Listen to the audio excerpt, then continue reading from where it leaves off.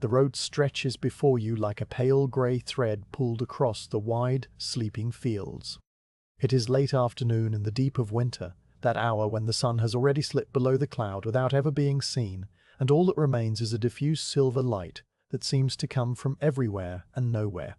The cold is not a sharp, biting cold, but a steady, patient presence that has been settling into the earth for weeks, pressing down on the bare soil, stiffening the puddles into plates of milky ice, making the very air feel heavy and still.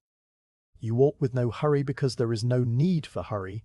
You have no master to report to, no castle gate that will close at dusk, no appointment waiting at the end of this road.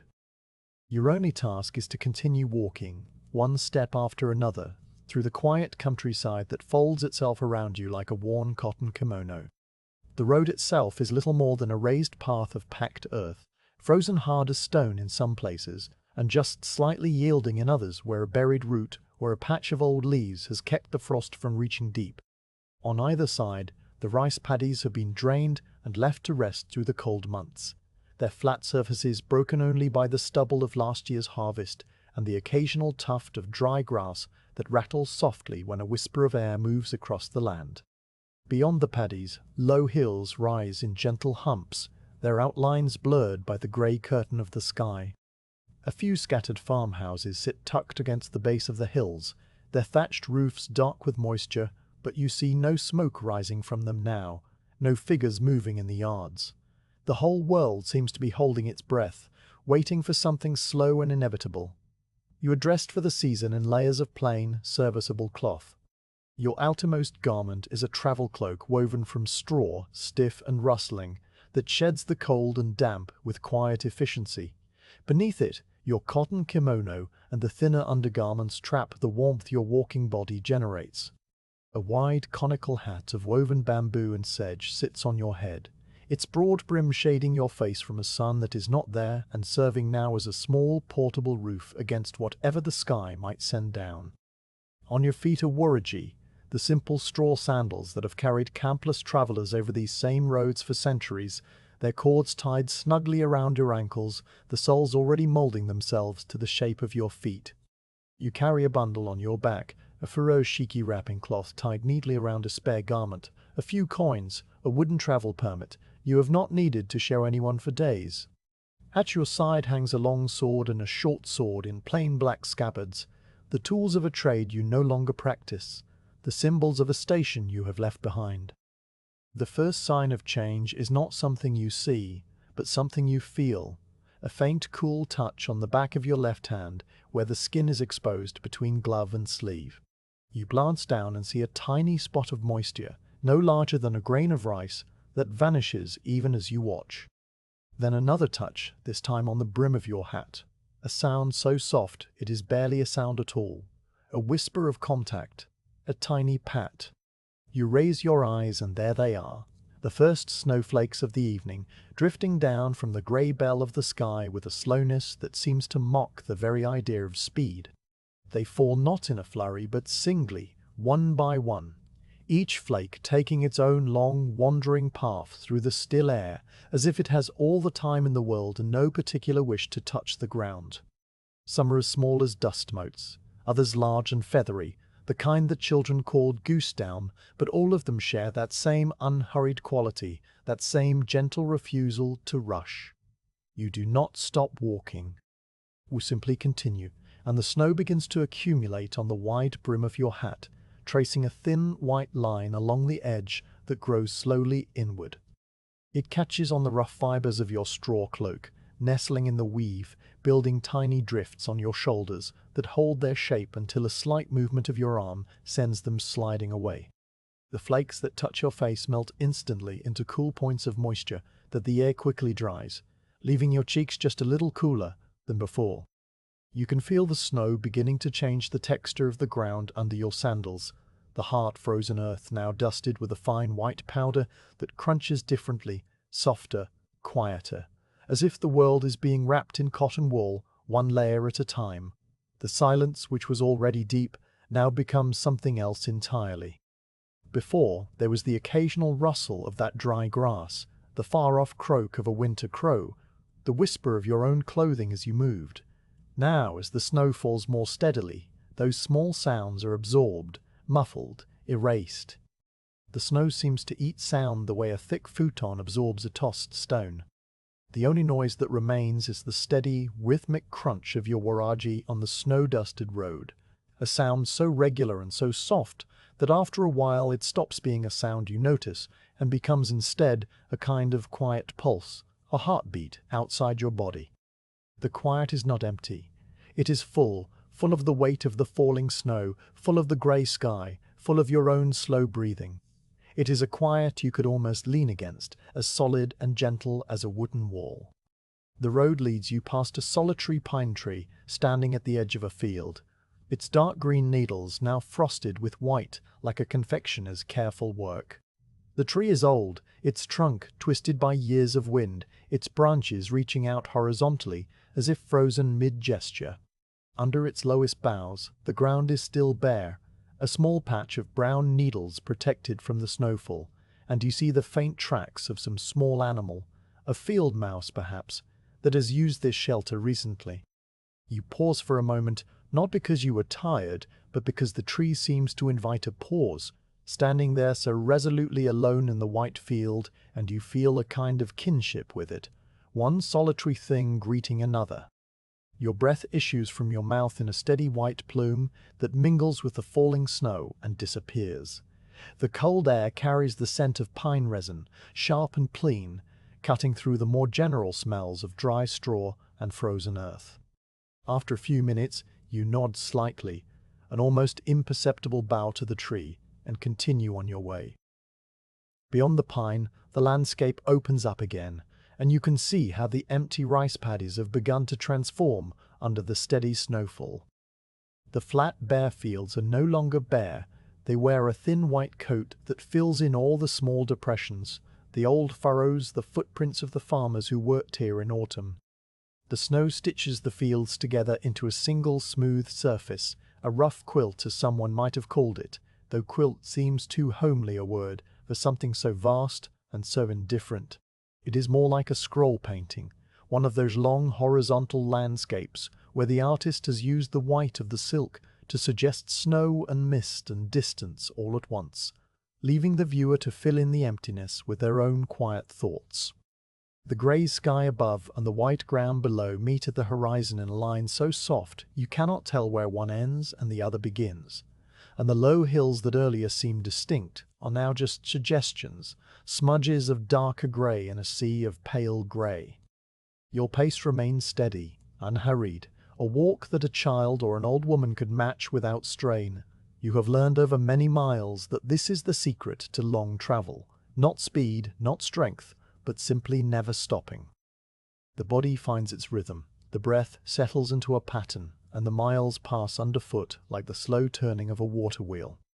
Your mind, unoccupied by any pressing concern, begins to wander in that pleasant way it does when the body is fully engaged in a simple task.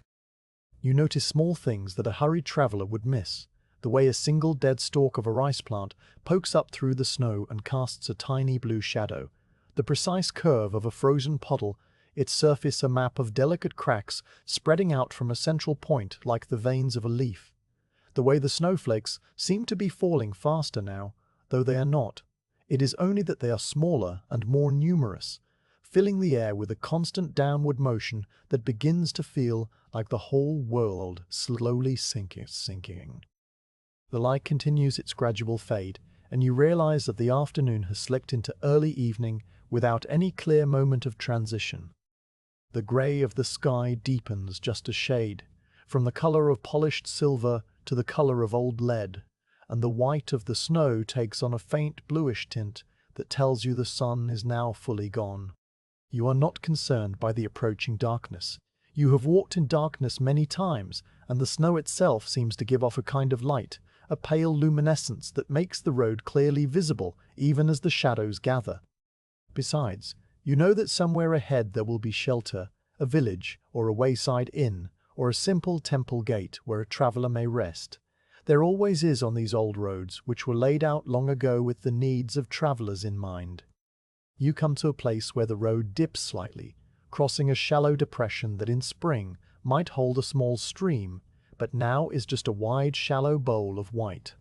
The snow is deeper here, having drifted into the hollow, and your sandals sink in up to the cords with each step, making a soft hissing sound instead of the usual crunch. You wade through the drift without breaking stride, feeling the cold press against your ankles, and climb the gentle rise on the far side. Looking back, you see your own footprints, a single line of dark holes in the white, already beginning to fill with fresh snow. They are the only mark of human passage for as far as you can see in any direction, and there is a quiet satisfaction in that, a sense that you are moving through a world that will soon erase all trace of you, leaving itself as pristine as it was before you came. The air grows perceptibly colder as the last of the daylight drains away, and you pull your straw cloak a little tighter around your shoulders, a gesture that has become so automatic you are scarcely aware of doing it.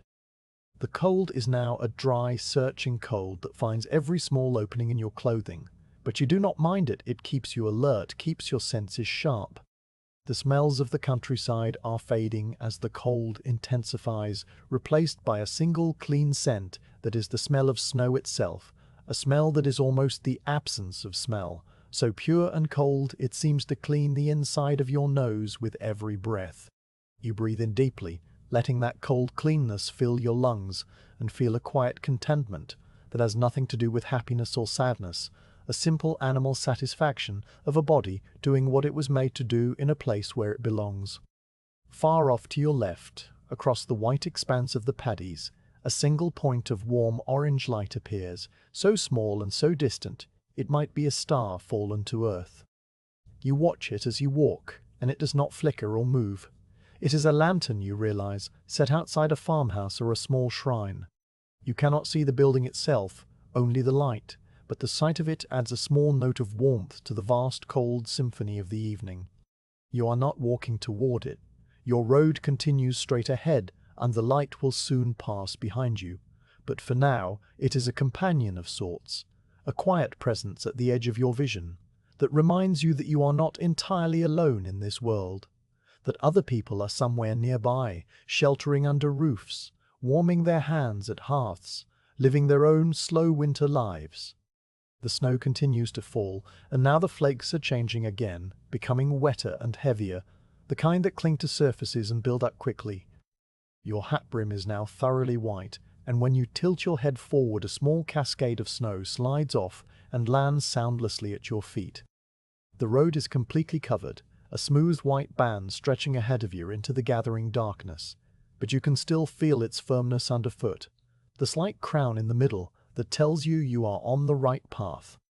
The farmers who built this road, generations of them, raised it just enough above the surrounding fields so that it drains well and stays passable even in wet weather, and you find yourself grateful for their long-ago labor, the anonymous care that went into making this quiet passage possible. Ahead, the road makes a slow curve to the right, following the contour of a low hill that bulges out into the flat plain. As you round the curve, the view changes, and you see before you a long straight stretch of road that runs arrow true toward the distant hills, now no more than a dark smudge against the darkening sky. The road is completely empty, a pure white line dividing the white fields, and there is something deeply restful about its perfect emptiness, its lack of any feature to arrest the eye or demand attention. You walk on, and the road receives you, and the snow falls on your shoulders and on your hat and on the bundle on your back, and the sound of your footsteps is the only sound in the whole wide world, a soft, steady rhythm that carries you forward into the evening. The road leaves the open fields behind so gradually that you hardly notice the change until it is already complete. First, a few scattered shrubs appear along the verge, their bare twigs scratching the air like charcoal lines on wet paper. Then a single tree, a young oak with a trunk no thicker than your arm, stands alone at the edge of a frozen paddy, its branches holding small shelves of snow. You walk past it, and another tree appears, and then another, and soon the open sky begins to narrow overhead as the trees draw closer on both sides. The road, which until now ran through a world of wide horizontals, begins to feel enclosed, gathered in, and you pass from the realm of fields into the realm of the wood. The forest here is not dense or wild, it is a managed grove of oaks and slender maples, planted long ago to provide timber and firewood for the nearby villages. The trees stand with a certain orderliness, as if they know their places, their trunks spaced at distances that allow each one enough light and soil. Now, in the depth of winter, they are entirely bare. Not a single leaf remains on the maples, their fine branches dividing and subdividing into ever smaller twigs until they seem to fray into the grey sky like the ends of old rope. The oaks hold a few brown leaves still, curled and stubborn, but mostly they too are naked, their heavier limbs reaching out with a slow, patient strength. Above you, the interlaced branches form a delicate net against the snow-filled sky, a pattern as intricate as the cracked blaze on a piece of old pottery, each crack meeting another at some small angle, each intersection a dark knot against the pale grey. The snow continues to fall, but here under the canopy its behavior is different. In the open fields the flakes had fallen straight down with a steady, untroubled descent, but among the trees the paths of the snowflakes become more varied. Some fall straight through gaps in the branches, others strike a twig and tumble, spinning. Still others land on a high branch and sit there, joining the thin white line that is slowly building along every upward-facing surface. The accumulation on the forest floor is patchier than on the road, thinner where the branches overhead are thickest, deeper in the small clearings where the sky shows through. The snow that does reach the ground falls with a faint ticking sound as it lands in the dry leaves that carpet the earth, a sound so slight it is almost a memory of sound, rather than sound itself. Your footsteps change their voice. On the open road the snow had crunched under your waragi with a clean, firm note, but here the ground is padded with a thick layer of fallen leaves from autumn's past, and the snow has only just begun to cover them. The result is a soft, muffled rustle, the sound of straw pressing damp leaves into damp leaves, a sound that does not carry but stays close around your ankles. You can feel the slight give of the leaf litter under the snow, a subtle springiness that the frozen road did not possess. The road itself remains clear beneath your feet, its raised bed and firm surface still guiding you, but it is a quieter road now, a road that seems to be whispering rather than speaking. No birds call. In the spring and summer, this wood would be full of sound, the sweet, piercing song of the bush warbler, the chattering of sparrows, the distant croak of crows. Now there is nothing. The cold has sent the birds away to warmer places, or silenced them into the deep torpor of winter survival. The absence of their voices is not a lack but a presence, a thick hush that fills the spaces between the trees like water filling a basin. Even the wind, which sometimes stirs the highest branches of these woods, is absent, and the air is so still that you can watch a single snowflake fall from the tip of a maple twig and trace its entire slow journey to the ground without it once deviating from its path. You begin to notice the trees as individuals, not just as a mass. That is the effect of walking slowly through a quiet wood. Each tree comes forward in its turn, shows itself, then steps back as the next one approaches. An old oak on your right has a trunk covered in dark, fissured bark that runs in deep, vertical grooves. Each groove a shadow, each ridge dusted on its upper edge with a line of white. At its base, the roots emerge from the soil like the knuckles of a buried hand, and snow has gathered in the hollows between them. A maple on your left is younger, its bark smooth and grey, marked with pale horizontal lines that look like the scars of old growth. You pass a pair of trees that have grown so close together, their branches have intertwined, and now they support each other like two old companions who have long since stopped needing to speak. You notice the moss. On the north side of almost every trunk, a dark green velvet spreads from the base upward to about the height of your knee, a patch of deep color in a world of grey and white and brown. The moss is thick and soft-looking, like the pelt of some small forest creature, and it holds tiny beads of moisture from the melted snow, each one catching the pale light and glowing faintly. You pause beside one tree and, without thinking, reach out a hand and touch the moss with your fingertips. It is cold and yielding, slightly damp, and it springs back when you lift your hand away. The sensation lingers on your skin, a cool memory of texture that you carry with you as you resume walking. Further along, a single dead leaf clings to a twig at the very tip of a maple branch. It is brown and brittle, curled into a tight cylinder, and it trembles slightly in air that seems completely still.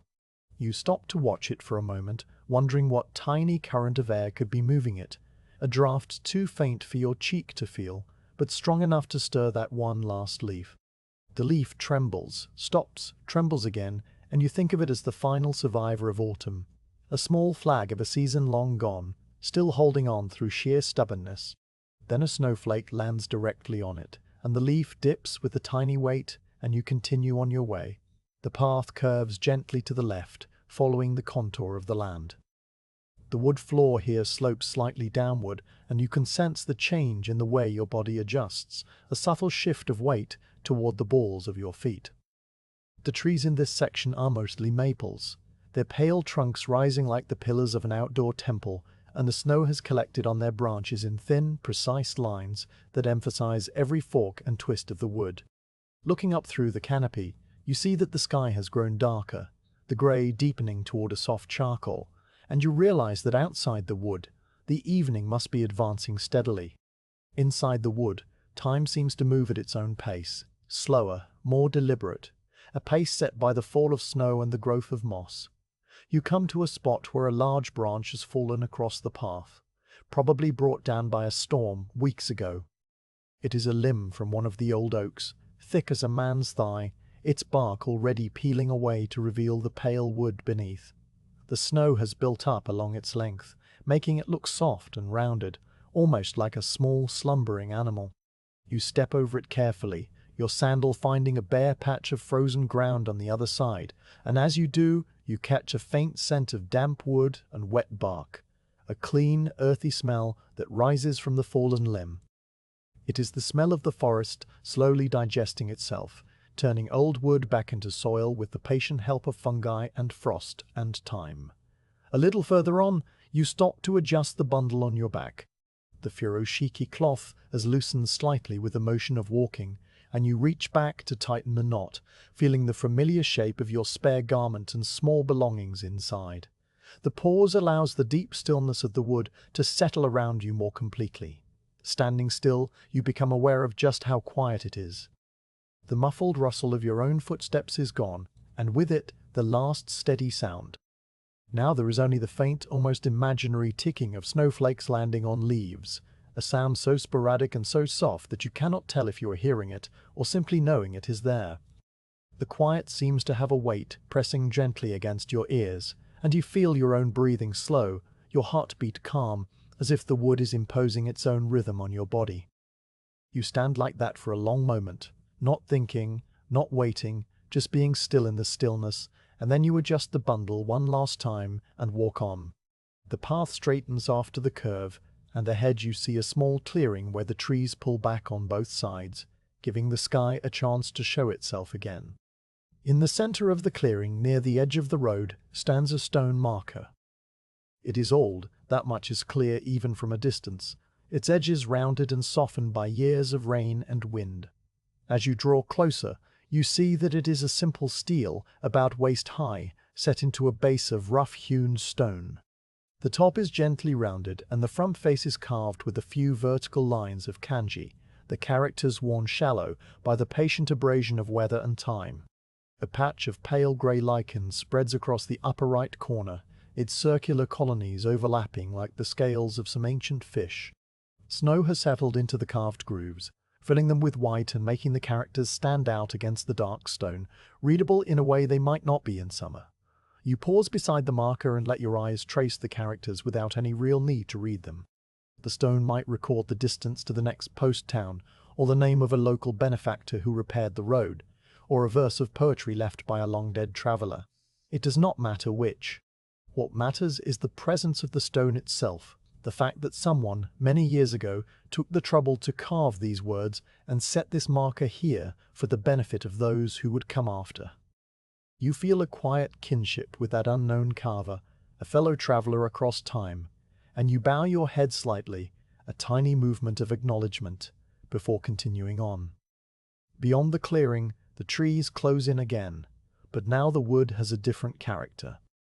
The oaks give way to a stand of tall cedars, their dark, shaggy bark and thick foliage creating a roof far denser than the bare branches of the maples and oaks. The snow barely reaches the ground here, just a few stray flakes that find their way through the needle-filled branches, and the path is mostly bare, covered only with a deep brown mat of old cedar needles that give off a sharp, clean scent when your sandals press them. The light under the cedars is dimmer, the grey of the sky reduced to a few small patches visible through high gaps, and the air feels close and still, insulated by the thick trunks and the heavy boughs. You walk through the cedar grove, and the silence deepens further. The cedar needles underfoot are soft and springy, absorbing sound so completely that your footsteps become nothing more than a gentle pressure felt through the soles of your feet. The scent of cedar is strong here, aromatic and slightly sweet, mixing with the cold air to create a smell that is both sharp and soothing. You breathe it in deeply, feeling it clear your head and settle your thoughts. The trunks of the cedars are rough and fibrous, their bark peeling in long vertical strips that hang loose and sway slightly when you pass close enough to stir the air. You touch one of the trunks as you go by, feeling the rough texture under your palm, the stringy bark that would make excellent tinder for a fire. The touch is brief, just a momentary connection, and then you are past it and walking on. The cedar grove does not last long. Soon the path leads out from under the dark boughs and back into a section of mixed trees, oaks and maples again, their bare branches welcoming the snow that has continued to fall all this while. The transition from the dimness of the cedars to the open grey light of the leafless wood makes the snow seem brighter, the white more luminous. You blink a few times as your eyes adjust, and then you settle back into the steady rhythm of your walk. The road now begins a very gentle descent, a subtle sloping of the land that you feel more in the lengthening of your stride than in any visible change. The trees on either side are spaced more widely here, and through the gaps you can see the ground falling away into a shallow valley, a broad depression filled with more trees, their bare tops forming a textured grey sea below the falling snow. The path you are on will take you down into that valley, following the route that countless feet have taken before, and you let the gentle pull of gravity guide you forward, requiring no extra effort, just the simple continuation of one step after another. As you descend, you notice that the snow is beginning to stick more firmly to the branches, building up in tiny drifts along the upper sides of the limbs. The weight of the snow is not enough to bend the branches, but it changes their appearance, softening their sharp outlines, making the trees look gentler, more rounded, as if the wood is slowly being transformed into a drawing made with a thick brush and pale ink. The air remains cold, but the descent into the valley seems to bring a slight change in temperature, a subtle warming that is just enough to make the snowflakes larger and wetter, the kind that cling to your clothing and build up quickly on your hat and shoulders. You pause again, this time to brush the snow from your hat. You tilt your head forward and sweep your hand across the brim, sending a small cascade of white to the ground. Then you straighten and look back the way you have come.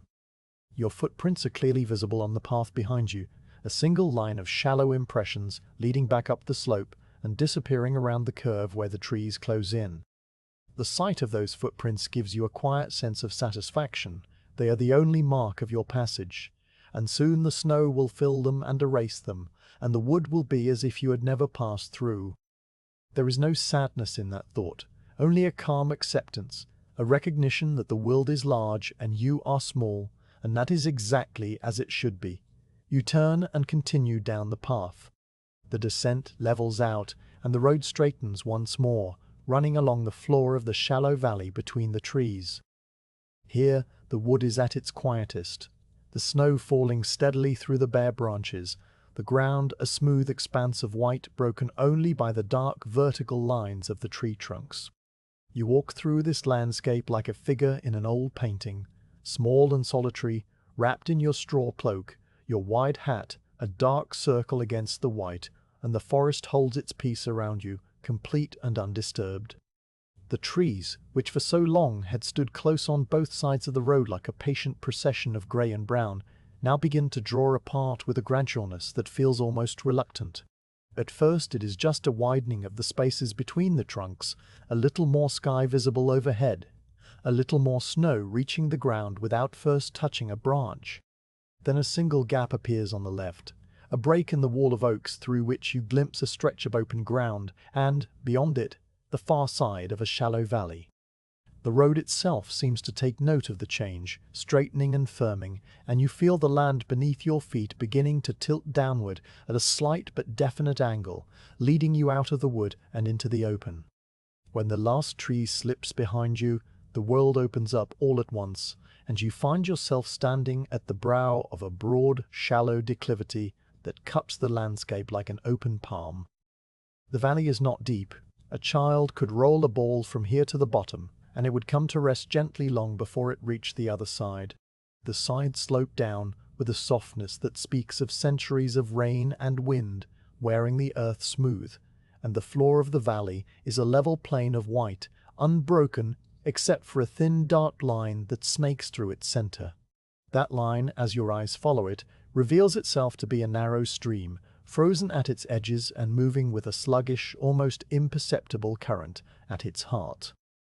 Across the stream, a bridge stretches from bank to bank, a simple wooden structure that from this distance looks like a single calligraphic stroke drawn with a dry brush. You stand for a moment at the wood's edge, letting your eyes travel across the scene. The snow falls steadily here, just as it did among the trees, but without the branches to break its descent, it arrives with a more uniform purpose, settling over everything in an even blanket that softens all hard edges and muffles all sharp sounds. The sky above the valley is a single unbroken sheet of pale grey, the colour of an old pewter bowl, and the light it casts is shadowless and diffuse. The far side of the valley rises in the same gentle slope, dotted with a few more trees that stand apart from one another like isolated sentinels, their bare crowns catching the snow. The whole scene has the stillness of a painted screen, a landscape caught in a long, slow winter breath. You begin the descent, and the road underfoot changes again. The frozen earth of the wood gives way to a surface that is less hard, more powdery, the snow lying thicker and fluffier here where no trees have protected the ground. Your waragi sink into it with each step, making a soft, continuous whisper that replaces the crunching and rustling of the wood. The descent requires no extra effort. Gravity draws you forward with a gentle insistence, and you simply let your body follow the slope, your stride lengthening just a little to accommodate the downhill grade. The cold air in the open valley has a different quality from the air under the trees, cleaner and sharper, carrying no scent of bark or moss, but only the pure, almost metallic smell of fresh snow and open sky. As you draw closer to the valley floor, the stream comes into clearer focus. It is narrow, no wider than the length of a man's arm span, and its banks are low and rounded, smoothed by the same snow that covers everything else. The water itself is dark, the color of strong tea held up to a candle, and it moves with such slow deliberation that at first glance it seems perfectly still.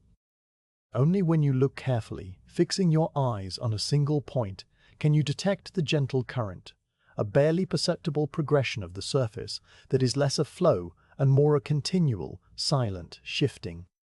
Along both edges, a thin crust of ice extends out from the bank, pale and opaque at the margins, then gradually clearing toward the center until it becomes transparent enough to reveal the stream bed beneath.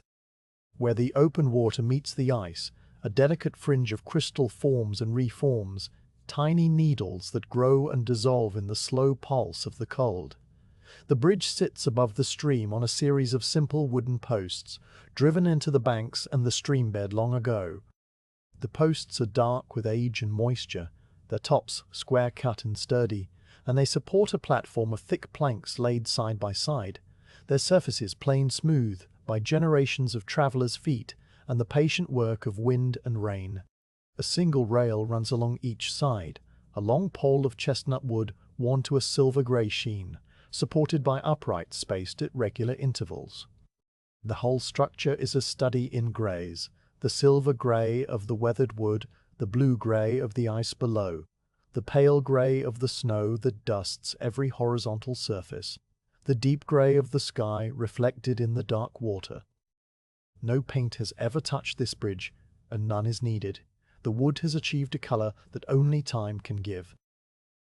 You step onto the bridge, and the sound beneath your feet changes once more. The soft whisper of snow gives way to the hollow, resonant note of wood on wood, a sound that carries in the cold air and seems to hang there for a moment before fading. The planks are firm underfoot, their surfaces slightly roughened by the weather, giving good purchase to your straw sandals. You walk out to the middle of the span, and the bridge holds you with a slight, almost imperceptible spring, a living quality that speaks of the wood's ancient resilience. At the midpoint you stop and turn to face the downstream side, resting both hands on the cold rail. The rail is smooth under your palms, polished by years of use, and the cold of the wood seeps slowly through your skin and into your bones, a sensation that is not unpleasant but simply present, another small anchor holding you in the moment. You look down through the gap between the planks and the rail, and the stream lies directly below you, so close you could almost reach down and touch it. The water moves beneath its thin sheet of ice, and you can see the bottom clearly, a bed of small, smooth pebbles in shades of charcoal and slate and pale quartz, each one rounded by the tumbling of countless seasons. A single sunken branch lies across the stream bed, its bark long gone, its wood bleached to a pale bone white that glows faintly through the dark water. Tiny bubbles cling to its surface, trapped by the ice above, as still as if they were painted on glass. The low, musical trickle you heard from the wood's edge is clearer here, a liquid note that rises from a spot a little way upstream, where the water passes over a cluster of dark stones that break the surface. The stones are slick with ice at their edges, but the water finds its way around and over them, spilling in a thin sheet that folds and unfolds in a continuous, gentle motion, producing a sound that is halfway between a murmur and a melody. It is the only sound in the valley, apart from the soft hiss of falling snow, and it fills the silence without disturbing it, like a single candle brightening a dark room without chasing away the shadows. The cold rises from the water and meets the cold descending from the sky, and you stand at the meeting point of these two chills wrapped in your straw cloak, feeling the air grow cooler against your cheeks. Your breath unfurls in slow white plumes that drift downstream and dissolve. Beneath your hands, the rail grows wet, where the warmth of your palms has melted the thin layer of frost that coats the wood, and the melted water runs in tiny rivulets down the grey surface, darkening it in streaks. The smell around you is a mixture of wet wood and cold water, and the clean emptiness of snow, a scent that is at once sharp and soothing, like a deep breath taken on a mountaintop. You stay there for a while, not thinking of anything in particular, just letting the stream flow beneath you, and the snow fall around you, and the quiet fill your ears until they ring with it. There is no need to move. The bridge is a good place, a place that asks nothing of you, and the water will continue to trickle over its stones whether you stand here or not, and the snow will continue to fall whether you watch it or not. That sense of smallness, of being a single figure on a wooden bridge in a wide, wide valley while the world slowly turns toward night, settles over you like a second cloak, and you feel a deep, wordless contentment that has nothing to do with happiness and everything to do with the simple fact of being here, now, in this exact moment. After a time, you straighten and lift your hands from the rail. The skin of your palms is cold and slightly damp, and you press them together briefly to warm them before tucking them back inside the folds of your cloak. You turn and continue across the bridge, your sandals making their hollow rhythmic sound on the planks, a sound that seems to count out your progress. 1 step, 2, 3, 4. At the far end, the bridge deposits you back onto the snowy road, and the soft whisper of your footsteps resumes its quiet conversation with the earth. You pause and look back once. The bridge stands as it has stood for years, a dark, slender shape against the white valley, the stream passing beneath it with the same unhurried patience it has always shown. Your footprints mark the snow on the planks, a single line of impressions that will soon be filled and erased. The far side of the valley, where the wood waits, is already growing dimmer in the fading light, the trees losing their individuality and merging into a single dark mass. You turn away and face the road ahead. Here, on the far side of the stream, the ground begins a very gentle ascent, a rise so gradual that it hardly deserves the name of hill. It is simply a long, slow lifting of the land, as if the earth is taking a deep, relaxed breath, and you are walking up the gentle curve of its inhalation. The climb requires no extra effort, no straining of legs or quickening of breath, just the same steady pace you have kept all afternoon, a pace that eats up the miles without hurry. The snow here is deeper than it was in the wood or on the open valley floor, having drifted against the rising ground, and your sandals sink in past the ankle cords with each step, making a soft, deep crunch that is almost luxurious in its softness. The road on this side is even more unmarked than before. No footprints, human or animal, disturb the pristine white surface ahead of you, and the snow lies in a smooth, unbroken sheet that stretches from the stream all the way to the low ridge that marks the top of the rise.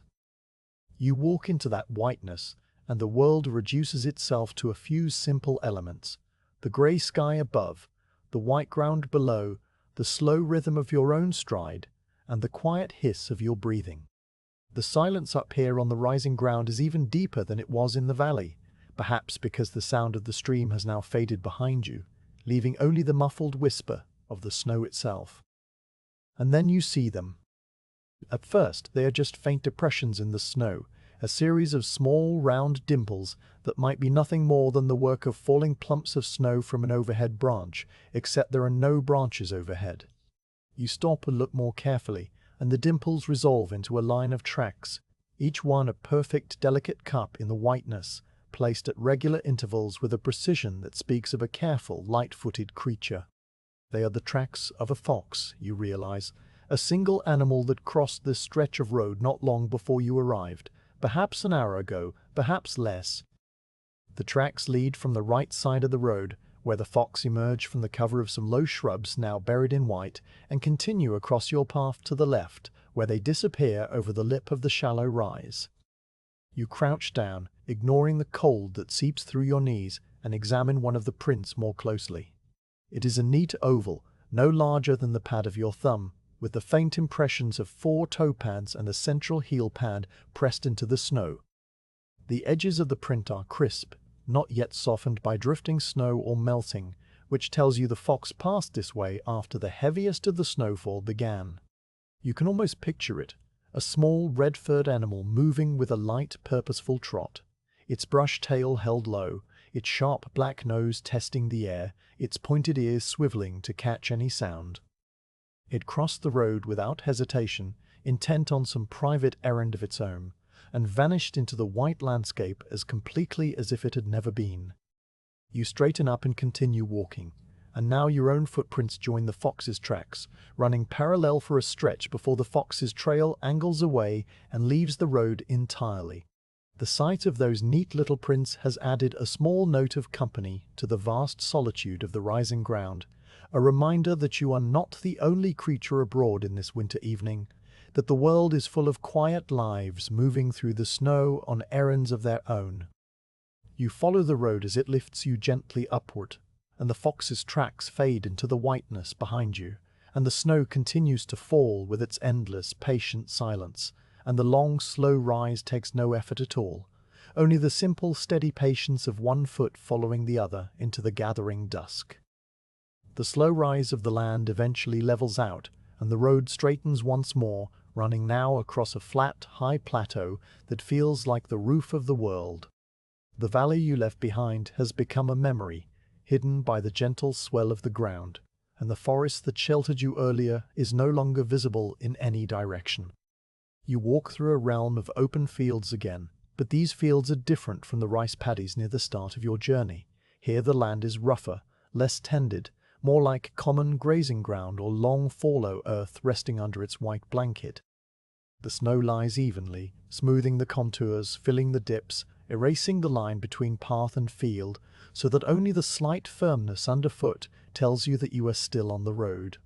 The sky, which all afternoon had been a uniform pale grey, now begins to deepen into something richer, a slow transformation that happens so gradually you do not notice it until it is well underway. Evening arrives in winter not with the dramatic colours of summer, but with a quiet deepening of the greys. a slow infusion of blue that seeps into the air like ink dropped into water. The grey that had been the colour of an old cooking pot now takes on a cooler tone, then a bluer one, shifting by imperceptible degrees toward the shade of indigo cloth that has been dyed many times in the same vat, each immersion adding another layer of depth. The change is so gentle that you cannot pinpoint the moment when grey becomes blue. You only know that one time you glance up and the sky is no longer grey, but a deep, soft blue that seems to hold the last light of the vanished sun like a cup holds water. Against this deepening blue, the falling snowflakes appear brighter, more distinct, each one catching the faint residual glow from above and carrying it down to earth. The snow itself has changed again. The large wet flakes that fell in the valley have given way to smaller, drier crystals that float rather than fall, riding the air currents with a lightness that makes them seem almost buoyant. They swirl gently around you as you walk, not driven by any wind, but simply dancing on the subtle movements of the cooling air. And they settle on your cloak and hat with a faint continuous hiss that is less a sound and more a texture in the silence. The world has become a study in two colours, the deep blue of the sky above and the pale, luminous white of the snow below, with your own dark figure moving between them like a single brushstroke on a scroll. The cold intensifies as the blue deepens. The air, which earlier was merely crisp, now has a sharp edge that makes itself felt on any exposed skin. You feel it most on your cheeks and the tip of your nose, a persistent coolness that reminds you of the winter's presence. Your breath, which had been a gentle mist, now emerges as thick white plumes that hang in the air for a moment before dissipating, each exhalation a small cloud that vanishes as quickly as it forms.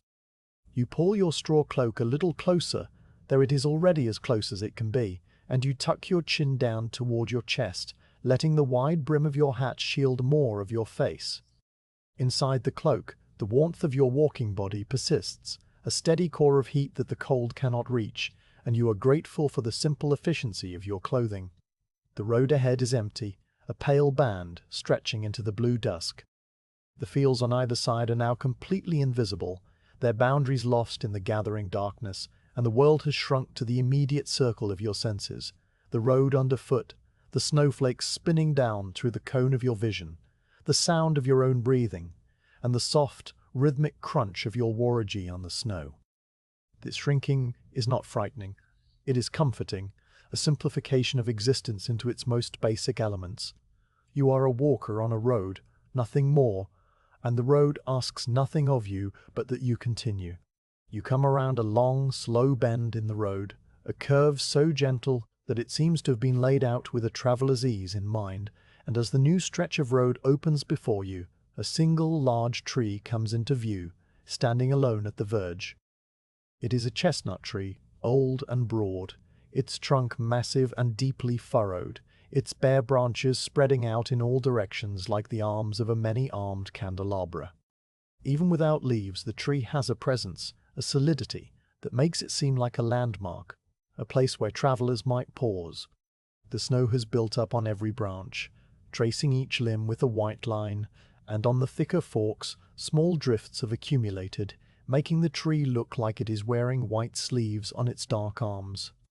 The ground beneath it is bare in a perfect circle where the branches have caught the snow, and the dark, frozen earth there is covered with old chestnut husks, their spiny cases half buried in the leaf litter.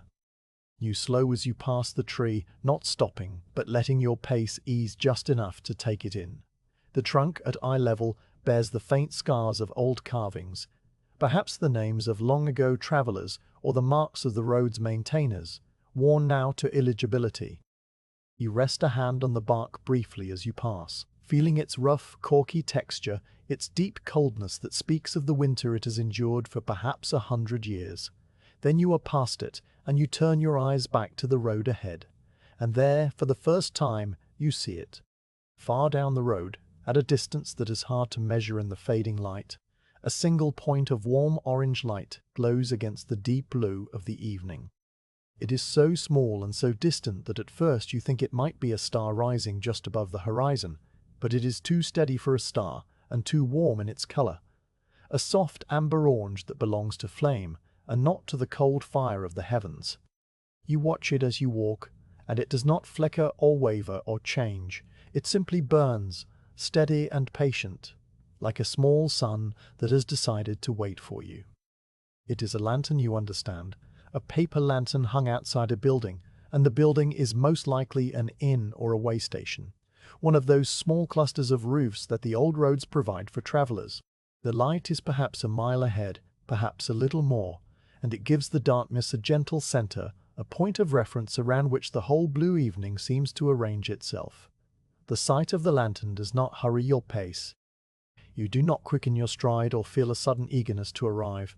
You simply note its presence with a quiet satisfaction and continue at your same steady walk. The light is there, and it will still be there when you reach it, and there is no need to rush. In fact, there is a certain pleasure in knowing that you have a destination now, even one as simple as a lantern by a road, and that the distance between you and it will close at its own measured pace, one step at a time, with no effort required beyond what you are already doing. The world continues to darken around you, and the blue of the sky deepens further, shading toward the color of a ripe plum. The snow on the ground, which had been a pale white, now takes on a faint bluish luminescence, as if the snow itself is giving back the light it absorbed all day. The lantern ahead seems to grow slightly brighter as the surrounding darkness deepens, its warm orange glow a small steady anchor in a sea of cooling blues. The contrast between the warm light and the cold dark is pleasing to the eye, a simple, quiet beauty that requires no analysis, only appreciation. Your footsteps maintain their rhythm, and you begin to notice the way your breathing has synchronized with your stride. 4 steps to an inhalation, 4 steps to an inhalation, a slow and steady cycle that has been running without your conscious direction for hours. The sound of the snow crunching under your waragi is softer now than it was on the open plateau, the snow here having a slightly different texture, and the sound seems to belong not to the world outside, but to the quiet space inside your own head. It is a sound you have known all day, and it has become so familiar that you would miss it if it stopped. The lantern ahead does not flicker. You watch it as you walk, and it remains perfectly steady, a constant flame-shaped glow that neither grows nor diminishes. It occurs to you that someone must have hung it there, perhaps the innkeeper or stable hand, lifting it onto its hook at dusk, just as they have done every evening for years. The thought of that small repeated action, the lighting of the lantern and the hanging of it outside for travelers, gives you a quiet sense of connection to the people ahead, people you have never met but who are in their own way expecting you, or at least expecting someone like you. The road, after all, is made for travelers, and the inn is made for rest, and you are simply playing your part in a pattern that has repeated itself 10,000 times on 10,000 winter evenings. The air grows colder as you walk. The temperature has been dropping steadily since the sun disappeared, and now you can feel the cold pressing against you with a new insistence. Your breath comes out in thicker plumes, and when you inhale, the air is so cold it makes the inside of your nose tingle. But inside your cloak, the warmth of your walking body remains constant, a reliable core of heat that the cold cannot breach. You flex your fingers inside your sleeves, keeping the blood moving, and you wiggle your toes inside your sandals, feeling the slight friction of the straw cords against your skin. The cold is not an enemy, it is simply a condition, a fact of the season, and your body knows how to manage it. The fields around you, already invisible in the darkness, now cease to exist at all as separate entities. The world has shrunk to a narrow corridor, the road beneath your feet, the snow falling through the cone of your vision, and the distant lantern. Everything beyond that corridor is a formless blue-black void, silent and unknowable. You could be walking on a narrow bridge across an infinite abyss, and you would not know the difference. But the road is solid underfoot, and the lantern is steady ahead, and that is enough. As you continue, the lantern begins to grow from a pinpoint to a small distinct shape. At first it was just a dot of light. Now you can begin to make out the faint halo around it, the way the light spills outward and illuminates the falling snowflakes in a small sphere of warm glow. The snowflakes that pass through that distant circle of light flash orange for a moment, then vanish back into the darkness, like tiny sparks that flare and die. The sight is mesmerizing in its quiet way, a slow, repeating pattern that asks nothing of your mind, but gives a small, steady comfort to your eyes. The road remains straight, stretching ahead of you toward the light. You can see, now, that the lantern is hung not from a building itself, but from a post or a gate, and that behind it there is a faint suggestion of a roofline, a dark shape against the slightly less dark sky. The cluster of buildings is still too far away to make out clearly, but you can sense its presence. A low, huddled shape that sits beside the road, waiting. The light does not flicker. It continues to burn with that same steady, patient flame, and you continue to walk toward it with that same steady, patient pace. The rhythm of your walk has become a kind of meditation. Each step is the same as the last, the lift of the foot, the swing forward, the placement of the sole on the snow, the transfer of weight, and then the lift of the other foot. This cycle has repeated itself so many times that it has ceased to be a conscious action and has become something your body does on its own, a gentle, perpetual motion that carries you forward without thought. Your mind, freed from the need to direct your legs, drifts in a pleasant, unfocused way, touching on small observations and then releasing them, the texture of the snow underfoot, the shape of the lantern's glow, the color of the sky, the cold on your cheeks. None of these thoughts demands attention. They simply pass through, like the snowflakes that spin through the cone of your vision and disappear. The distance between you and the lantern closes slowly, a mile becoming 3/4 of a mile, becoming half a mile. At half a mile, the light is large enough that you can see the shape of the lantern itself, a round paper globe hanging from a wooden bracket, the warm light glowing through the oiled paper and illuminating the fibers of the paper in a faint tracery of lines. Below the lantern, the dark shape of the building resolves into a low, thatched roof with snow piled thickly on its ridge, and beside it another smaller roof, perhaps a shed or a stable. No other lights are visible. The lantern is the only sign of habitation, a single beacon in the winter night. The cold continues to deepen, but you barely notice it now.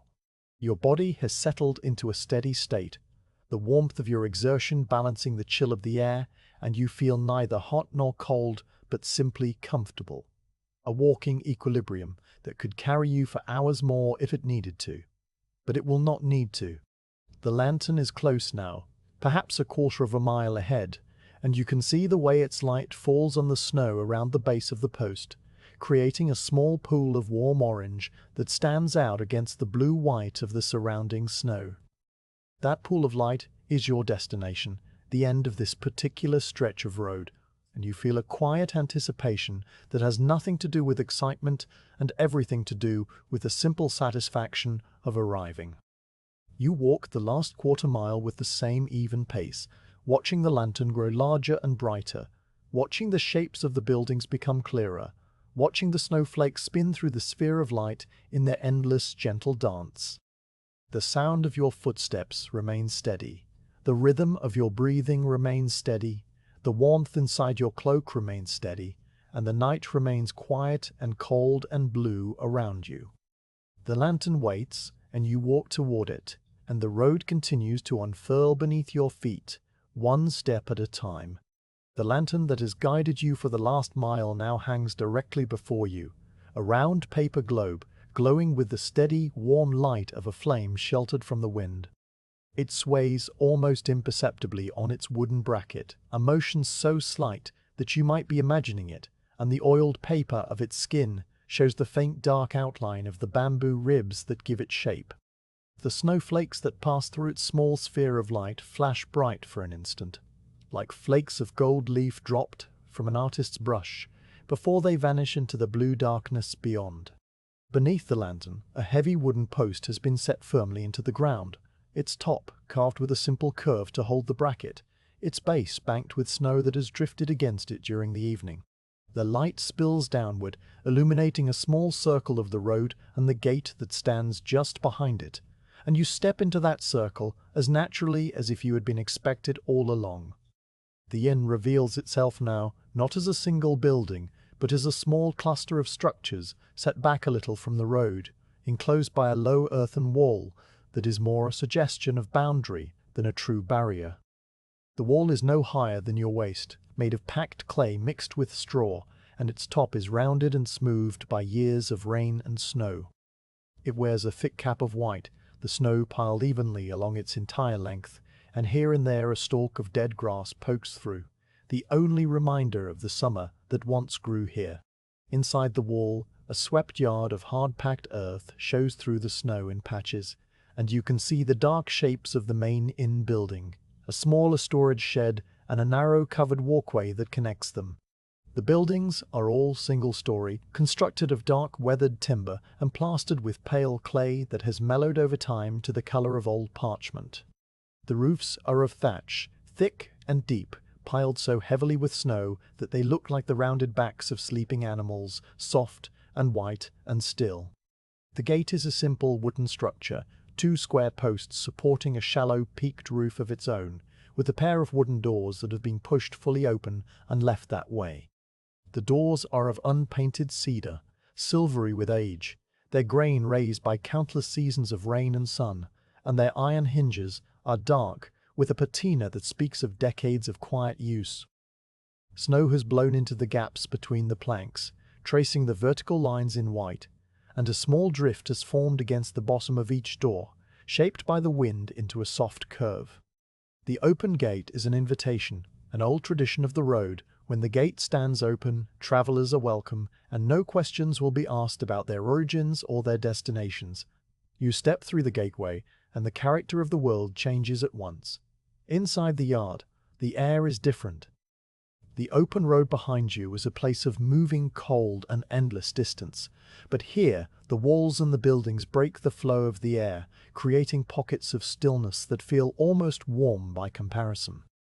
The snow in the yard is not as deep as on the open road, having been swept at some point earlier in the day, and your sandals find patches of bare frozen earth that crunch solidly underfoot.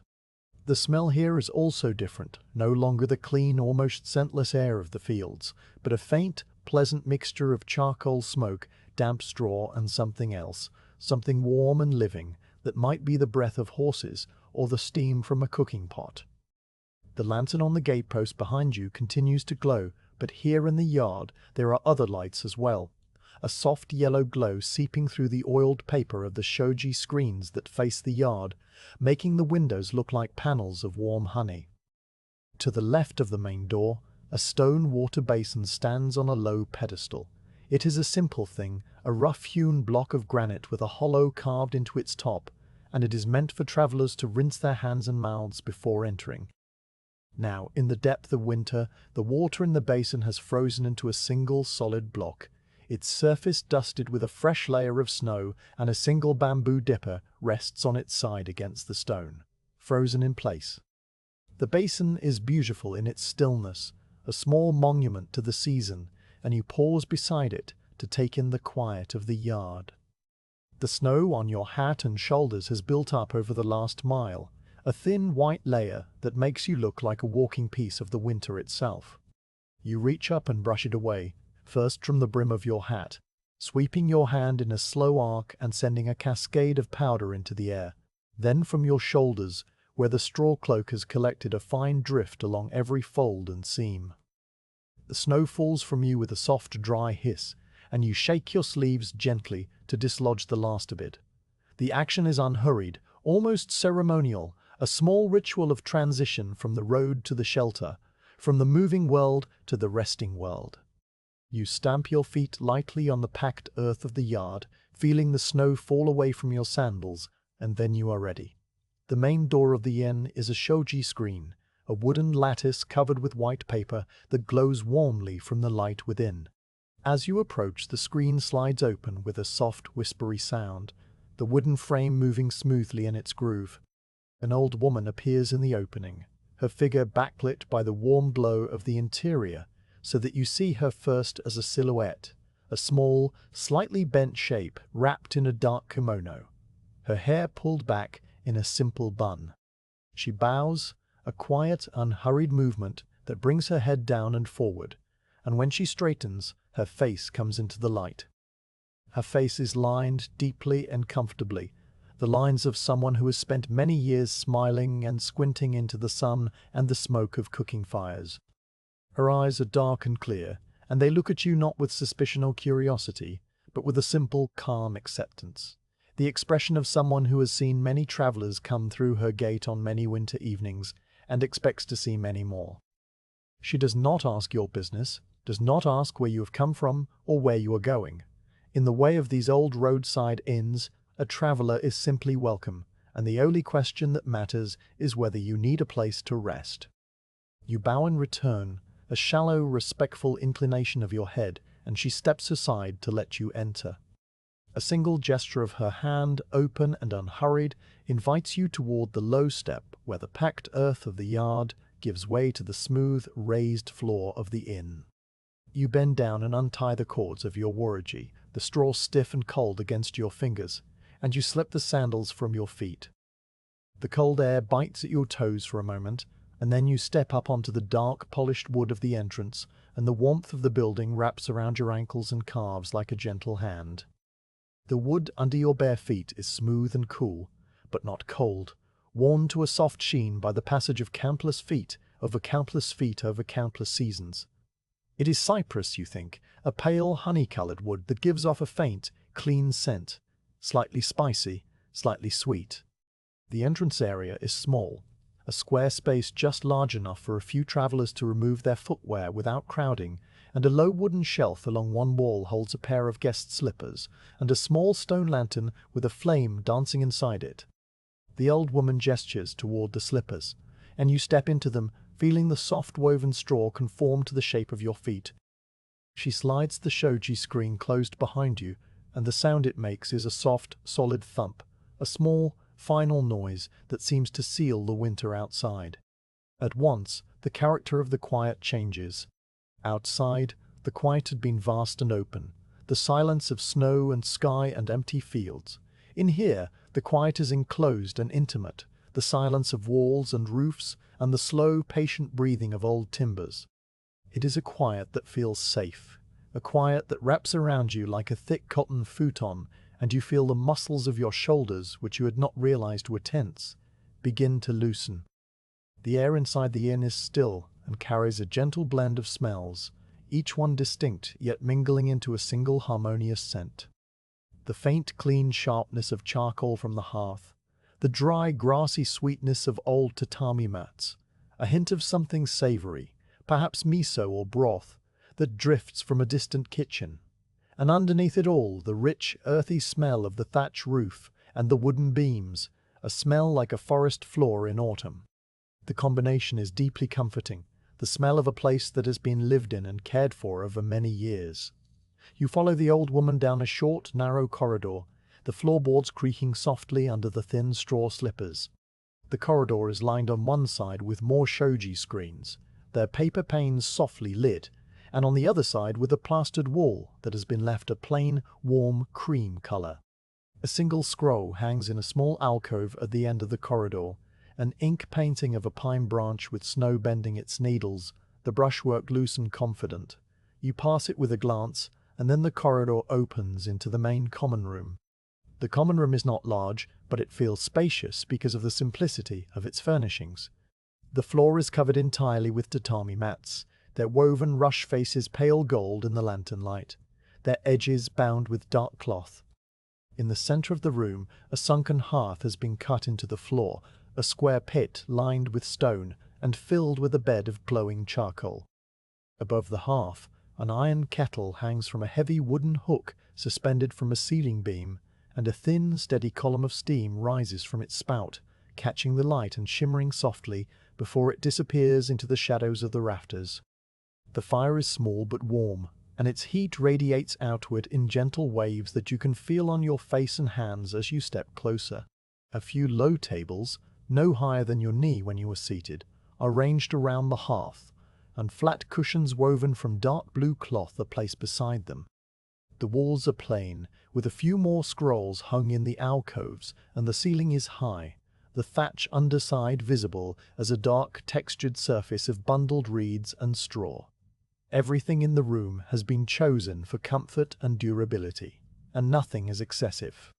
The impression is of a place that has been arranged with quiet care, a place where travelers can shed their weariness as easily as they shed their cloaks. The old woman gestures toward a cushion near the hearth, and you settle yourself onto it, folding your legs beneath you and letting your bundle rest on the mat beside you. The cushion is firm but yielding, and the heat from the charcoal reaches you directly now, warming your cold hands and your wind-chilled face. You hold your hands out toward the fire, palms open, and feel the heat seep slowly into your skin, loosening the stiffness that the cold had brought. The sensation is so pleasant that you close your eyes for a moment, just feeling the warmth and the stillness and the quiet of the room. The old woman retreats with a quiet shuffle of her own slippers, and you hear the soft sound of a distant door sliding open and closed. You are alone in the common room, but the solitude is not lonely. It is peaceful, a gift of privacy in a space meant for shared use. The kettle above the hearth makes a soft, continuous murmur.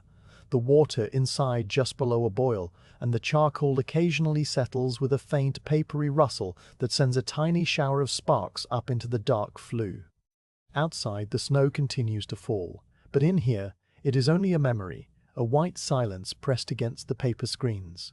You look around the room more slowly now, letting your eyes adjust to the warm dimness. The scrolls on the walls show simple landscapes, a mountain path in mist, a waterfall falling into a pool, a flock of small birds rising from a marsh. Each one is executed with a few economical brushstrokes, and each one seems to breathe with the same quiet stillness that fills the room. A small flower arrangement sits in the tokonoma, the formal alcove, a single branch of winterberry with bright red fruits, placed in a rough earthenware vase that still shows the marks of the potter's fingers. The arrangement is sparse, almost severe, but it brings a note of life into the room, a touch of vivid color against the neutral tones of the mats and walls. The inn settles around you with small, comfortable sounds. The timbers of the roof creak once, softly, as if shifting in its sleep. The wind, which you had not noticed outside, now makes itself known as a faint pressure against the walls, a low, distant hum that you feel more than hear. The lanterns flicker once in unison and then steady. The kettle continues its quiet song, and you continue to sit, feeling the warmth sink deeper and deeper into your body, loosening every muscle, slowing every thought. After a little while, the old woman returns, her footsteps so soft that you do not hear her until the shoji screen slides open. She carries a small tray of lacquered wood, and she sets it down on the low table beside you with a quiet, precise movement. On the tray is a small ceramic cup, its glaze a deep, earthy brown, filled with hot water that steams gently, and a folded cloth that is warm to the touch. She gestures toward the cup, and you understand that it is for washing your hands and face, a simple comfort before the meal. You thank her with a nod, and she bows again and retreats, leaving you alone with the tray. You pick up the cloth and dip it into the hot water. The heat stings your cold fingers slightly, but the sting fades quickly into a soothing warmth. You wring out the cloth and press it to your face, feeling the heat soak into your cheeks and forehead and the tired skin around your eyes. You hold it there for a long moment, breathing in the clean, faintly wooden scent of the water, and then you lower the cloth and wipe your hands, turning them over and over to clean every finger. The simple act of washing away the road's dust and cold feels like a small renewal, a quiet preparation for the rest that is to come. When you have finished, you fold the cloth neatly and set it back on the tray. The fire in the hearth glows steadily, and the steam from the kettle rises in its uninterrupted column. Outside, the world is dark and cold and full of snow, but in here, in this small room with its straw mats and its simple scrolls and its warm, quiet air, there is only peace. You let your eyes rest on the glowing charcoal, and you wait, without hurry, for whatever the evening will bring next. The old woman returns as quietly as she left, her soft slippers making the faintest brushing sound on the tatami mats, a sound like dry leaves stirred by a breath of wind. She carries a lacquered tray of a deeper red-brown than the one that held the washing cloth, its surface worn to a soft matte finish along the edges, where countless hands have held it over the years. The tray is balanced easily on her upturned palms, and she lowers it to the low table beside your cushion with a careful, unhurried motion. setting it down without a single clink or rattle. Then she straightens, bows once more, and retreats with the same quiet shuffle, sliding the shoji screen closed behind her and leaving you alone with the meal and the fire and the steady, patient sound of the falling snow. The hearth before you has settled into a deep, steady glow, the charcoal embers pulsing with a soft orange light that seems to breathe in rhythm with the room. The fire is not large, it does not crackle or roar, but simply radiates a constant, gentle heat that you can feel on the skin of your face and the backs of your hands. The iron kettle suspended above it is blackened with years of use, its surface a deep, sooty charcoal color that soaks up the firelight and gives back only a faint, dull sheen. The steam issues from its spout in a thin, continuous column, twisting slightly as it rises, then dissolving into the dim air above.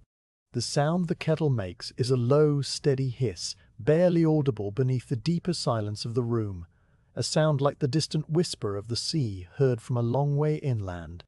You shift on your cushion, settling your weight more evenly, and let your eyes rest on the tray.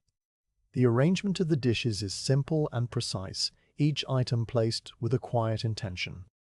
A single ceramic bowl, wider than it is tall, holds a generous mound of plain white rice. The rice is fresh, each grain distinct and glossy, and a faint wisp of steam still rises from its surface, carrying a clean, slightly sweet scent that mingles with the charcoal and the straw mats.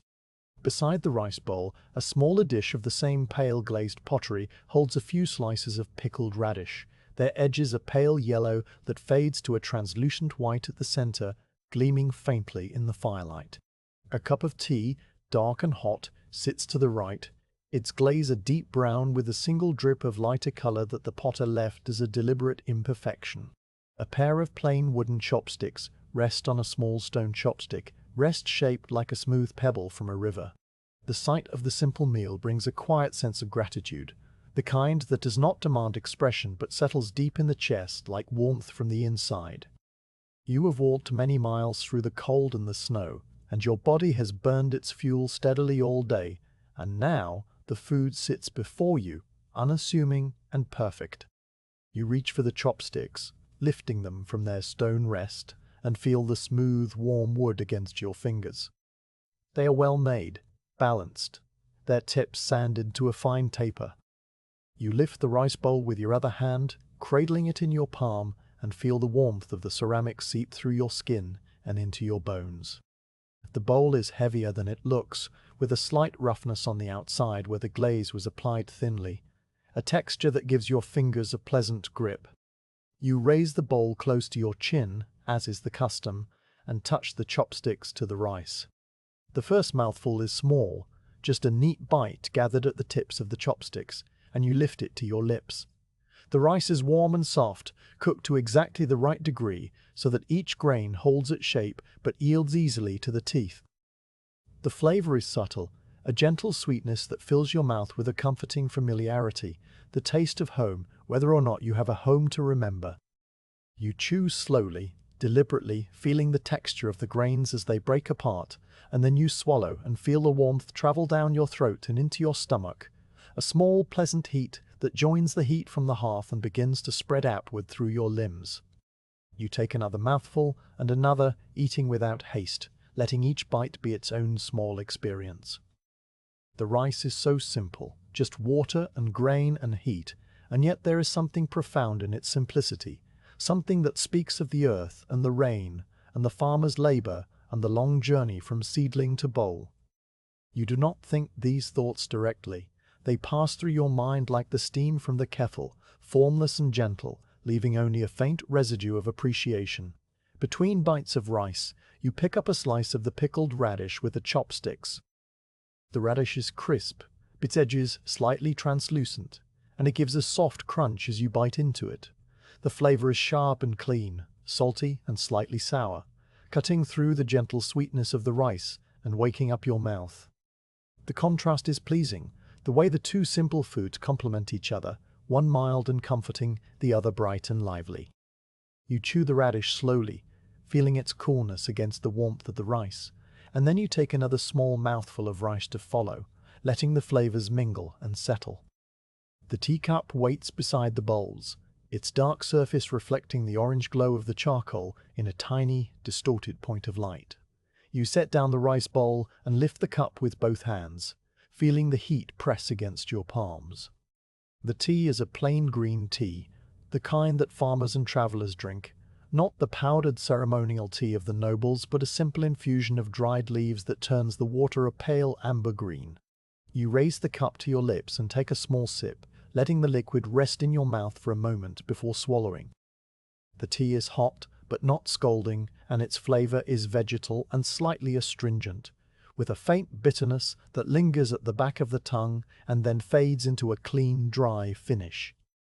The warmth of the cup in your hands is deeply pleasant, a steady heat that you can hold and control, unlike the diffuse heat of the fire. You take another sip, then lower the cup and hold it in your lap, letting the steam rise past your chin and carry its faint, grassy scent to your nostrils. The combination of the tea's warmth inside and the cup's warmth outside creates a small cocoon of comfort around your upper body, and you feel the last vestiges of the road's cold finally release their grip on your bones. You return to the rice, eating with the same slow, attentive pace. The mound in the bowl is gradually diminishing, and with each mouthful the warmth in your stomach grows more solid, more real, a small core of heat that radiates outward and makes your whole body feel heavier and more relaxed. The ache in your legs from the miles of walking is still present, but it has become a distant, almost pleasant sensation, the body's memory of effort rather than the effort itself. The cushion beneath you supports your weight evenly, and the tatami under your folded legs is firm but slightly yielding, the woven straw creating a surface that is both structured and soft. Through the paper of the shoji screen that faces the yard, you can see the faint, diffuse glow of the outdoor lantern, its orange light filtering through the paper and creating a warm, blurred rectangle in the dim room. The snow continues to fall outside, and you can see the flakes passing through the lantern's glow, tiny white sparks that flash and vanish in a continuous, silent procession. The sight is hypnotic, a slow, repeating pattern that asks nothing of your mind but holds your gaze with a gentle persistence. The window does not rattle. The wind outside has dropped to a low, steady murmur that is more a pressure against the walls than a sound, and the room remains quiet and still. Time inside the inn moves at a different pace from time on the road. On the road, time was measured in footsteps and miles, and the slow deepening of the sky, a steady, linear progress toward a destination. Here, time seems to stretch and soften, becoming less a line and more a pool, a still body of water in which you are suspended. You have no idea how long you have been sitting by the hearth. It could be 10 minutes or an hour, and it does not matter. The only markers of time are the gradual cooling of the rice in your bowl and the slow settling of the charcoal in the hearth, and both of these are gentle reminders that the world is turning as it always does, without urgency or demand. The kettle continues its quiet song, the steam rising in its uninterrupted column, the hiss soft and regular, like a whispered breath. Occasionally, one of the embers in the hearth shifts, disturbed by some tiny internal collapse, and a small shower of sparks lifts into the air, glowing bright for an instant before fading to ash and drifting up into the darkness of the flue. The sound of this settling is a soft, papery crinkle, followed by a faint click as the ember finds a new position, and then the steady hiss of the kettle resumes, unchanged. The fire does not need tending. It has been burning for hours and will burn for hours more, a slow, patient energy that the inn has learned to cultivate over many winters. You eat the last of the rice, gathering the final grains carefully with the tips of your chopsticks, and then you set the empty bowl down on the tray with a quiet, satisfied finality. The pickled radish is also gone, just a faint trace of brine left glistening on the small dish. You lift the teacup again and drink the remaining liquid in slow, measured sips, feeling its warmth travel down to join the warmth of the rice. When the cup is empty, you hold it for a moment longer, reluctant to let go of its pleasant heat, and then you set it down beside the empty bowl. You sit back on your cushion, your hands resting loosely in your lap, and let the fullness of the meal settle over you. The sensation is deeply pleasant, a comfortable heaviness that seems to anchor you to the floor and the cushion and the warm air of the room. Your eyelids feel slightly heavier now, not with fatigue, but with a deep, pervasive relaxation that makes the idea of movement seem unnecessary and distant. You breathe slowly, in and out, and the air in the room is warm and still and smells faintly of charcoal and straw and the clean, grassy scent of the tea. Your thoughts, which earlier had drifted in an unfocused way, now become even more diffuse. You do not think about the road you have traveled or the road you will travel tomorrow. You do not think about the past or the future, about the life you left behind or the life you are walking toward. You simply exist, here in this room, by this hearth, in this moment. The texture of the rice still lingers in your memory, a soft, warm presence at the back of your awareness. The warmth of the teacup still echoes in your palms. The clean, sharp scent of the straw mats rises from the floor, a dry, grassy smell that speaks of summer fields and autumn harvests, and the patient work of the mat weavers. Each of these small sensations is enough. Together they form a quiet symphony of comfort that requires no analysis, only acceptance. The snow continues to fall outside the inn, piling up on the roofs and the walls and the bare ground of the yard. Inside, the fire continues to glow, the kettle continues to steam, and the room continues to hold its quiet, timeless peace. You sit in the center of it all, a single figure wrapped in the warmth and the stillness, and you let the evening carry you forward without resistance, floating on the slow current of the winter night.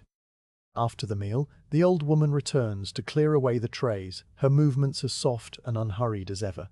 She gathers the empty bowls and the teacup, stacking them with a practiced ease that makes no sound beyond the gentle click of ceramic on lacquer. You bow your head in thanks, and she bows in return. A quiet exchange that needs no words. Then she withdraws, and a few moments later she slides open a different screen, one at the far end of the common room, and gestures for you to follow. You rise from your cushion, your legs a little stiff from sitting, and you walk across the tatami mats to where she waits. She leads you down another short corridor, this one even narrower than the first, its walls of pale clay lit by a single small lantern set into an alcove. The floorboards here are older, darker, polished to a deep gleam by centuries of sliding feet, and they creak with a low, musical note as you pass over them.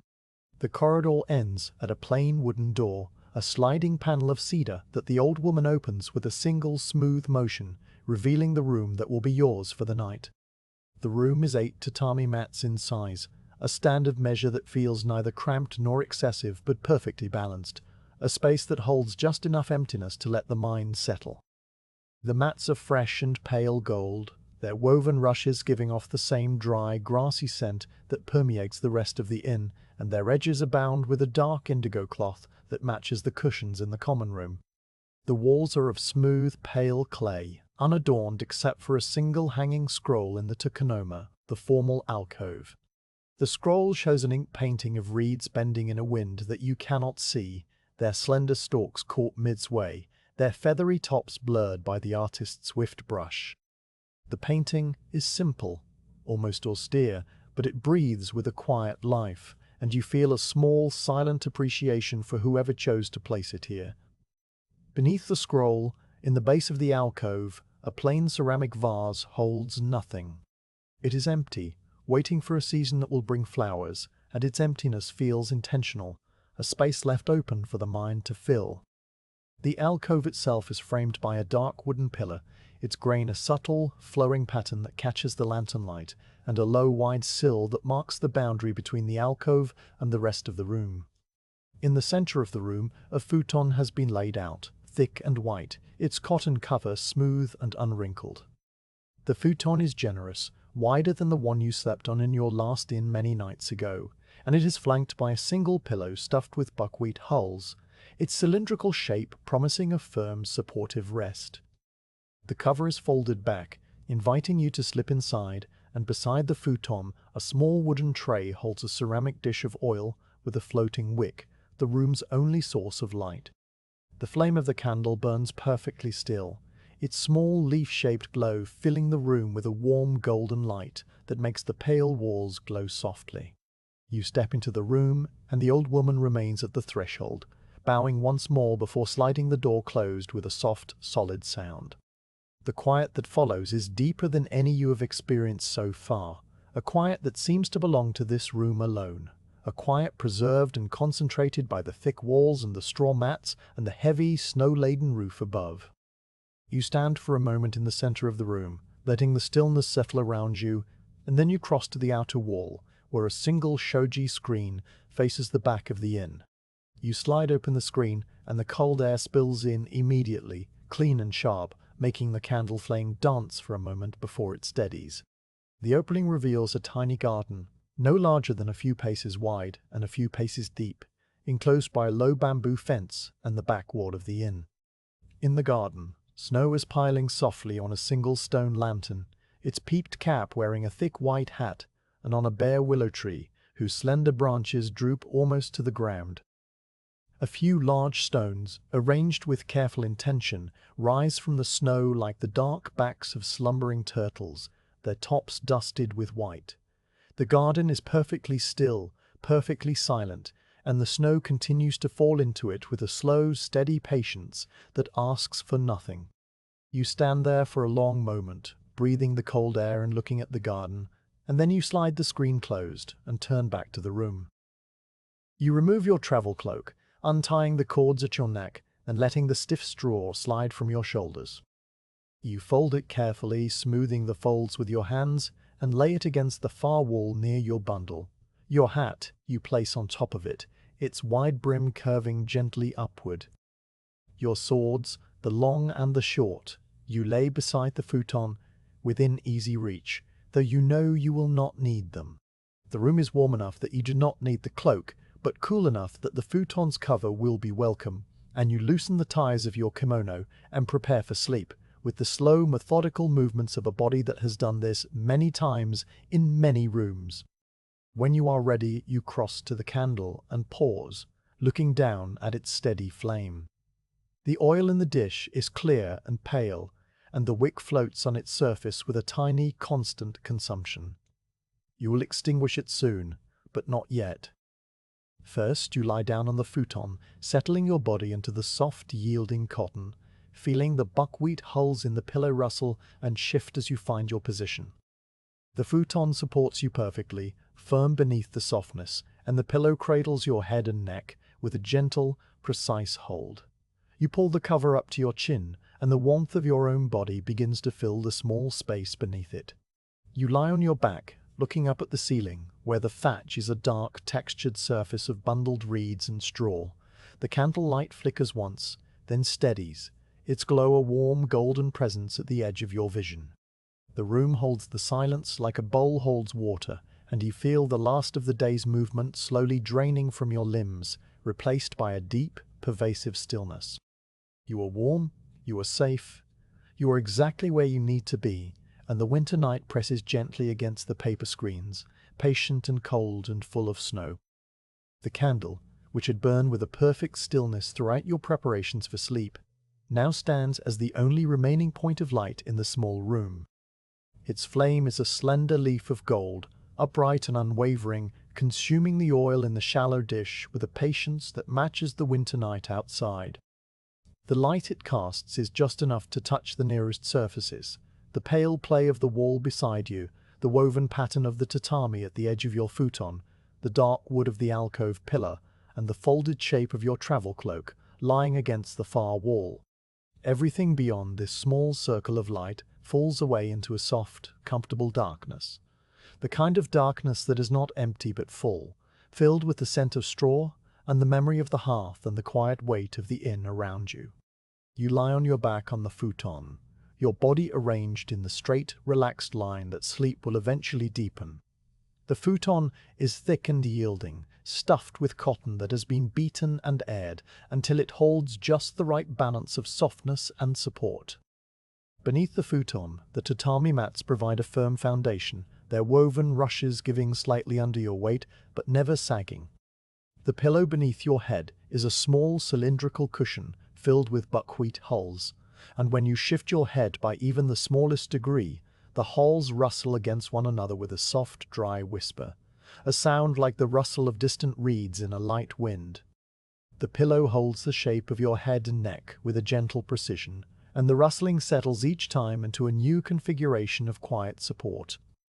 The bedding carries a faint, clean scent of sun and air, the smell of cotton that has been hung outside on a clear day to freshen, and beneath that, the deeper, earthier scent of the buckwheat hulls which smell faintly of the fields where they grew. These smells mingle with the lingering aroma of charcoal from the common room and the clean, sharp scent of the snow outside that seeped in briefly when you opened the screen to look at the garden. Together they form a single harmonious fragrance that speaks entirely of winter rest, of shelter, of the simple comfort of being warm and still while the cold world waits outside. You reach out from beneath the cover and pinch the wick of the candle between your thumb and forefinger. The flame vanishes without resistance, leaving a thin trail of smoke that rises for a moment and then disperses. The darkness that follows is not sudden but gradual, as if the room itself takes a few heartbeats to absorb the change. Your eyes, which have been fixed on the candle, now see only the faint after-image of the flame. A small ghost of gold that floats in the darkness and then fades. And then there is only the dark, complete and smooth. In the absence of sight, your hearing begins to expand, reaching out into the night and gathering sounds that you had not noticed while the candle was burning. The silence you had perceived before was not true silence. It was simply quiet that you had not yet learned to hear. Now, lying in the dark, you begin to distinguish the many small layers of sound that make up the inn's nocturnal voice, each one a thin stratum laid over the next like the fine layers of a lacquer bowl. The first sound to emerge is the sound of the snow. Sometime during your meal by the hearth, the snow stopped falling. You realize this now because of the particular quality of the quiet, not the muffled, absorbent quiet of active snowfall, but a deeper, more crystalline silence. The silence of snow that has finished its descent and now lies still on the earth, reflecting the faint light of the clouded sky back into the heavens. The absence of the snow's soft hiss is itself a kind of sound, a held breath that you can feel pressing gently against your ears. But if the snow has stopped, the cold has not. The temperature outside continues to drop, and you can sense it through the walls of the inn, a slow seeping presence that makes the timbers of the roof contract with a soft, occasional creak.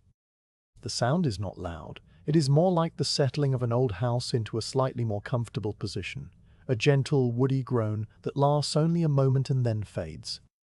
It happens once, and then a long pause follows, and then it happens again, a little further along the roof, as if the cold is walking slowly across the thatch, testing each beam in turn.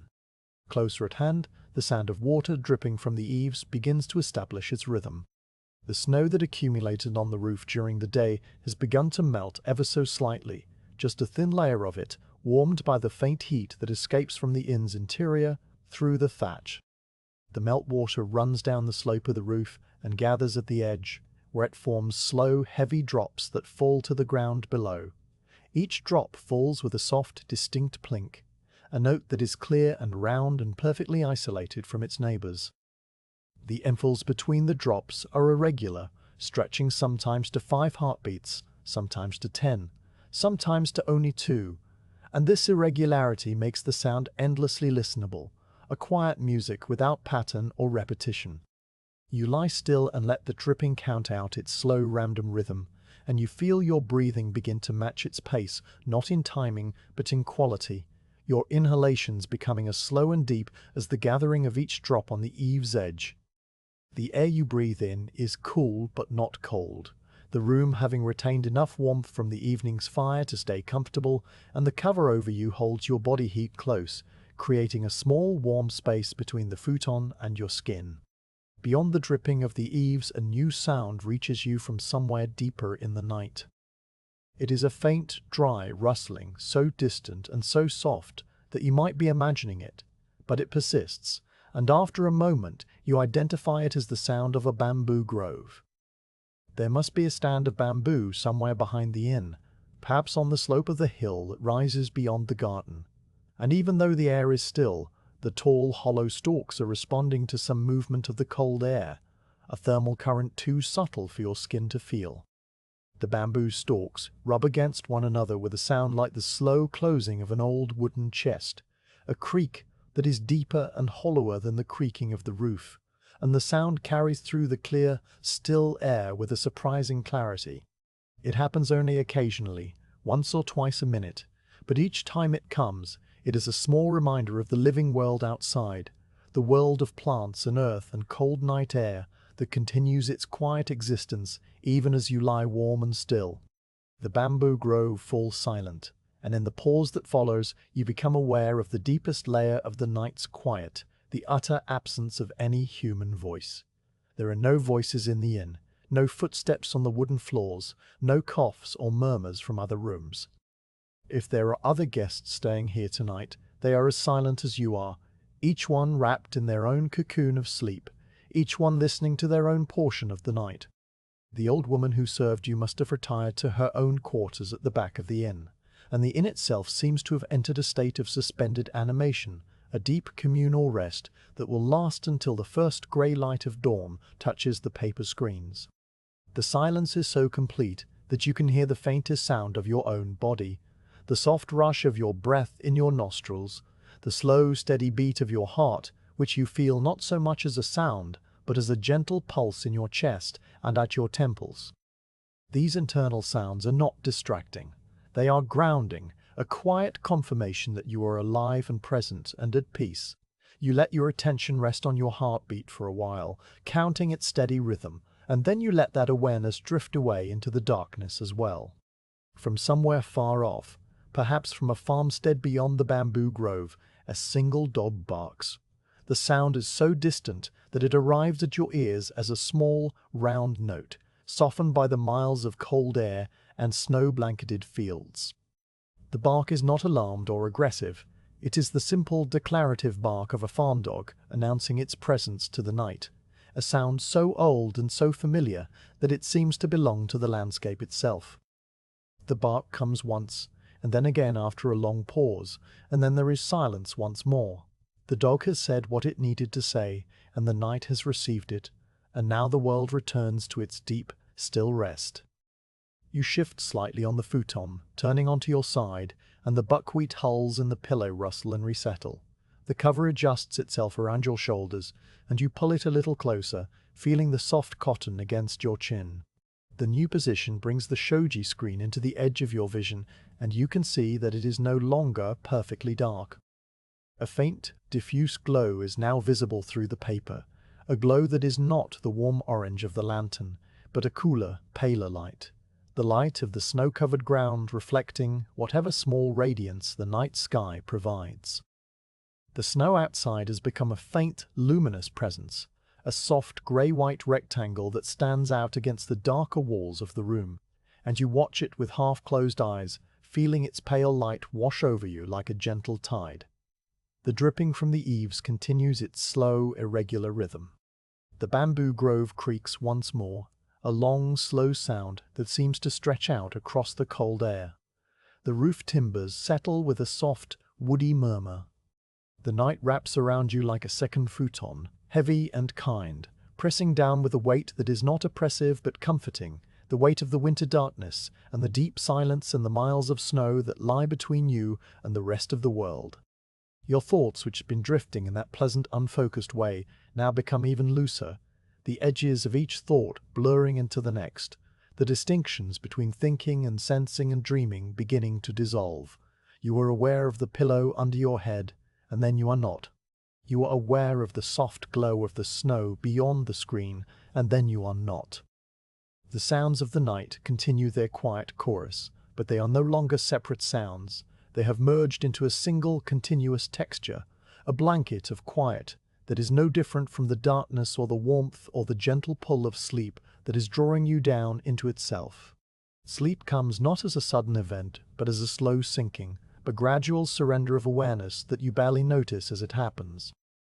One moment you are listening to the drip of water and the creak of bamboo, and the next moment those sounds have become the background of a dream that has not yet formed, a dream that is still only a soft, shapeless warmth spreading through your limbs and your mind.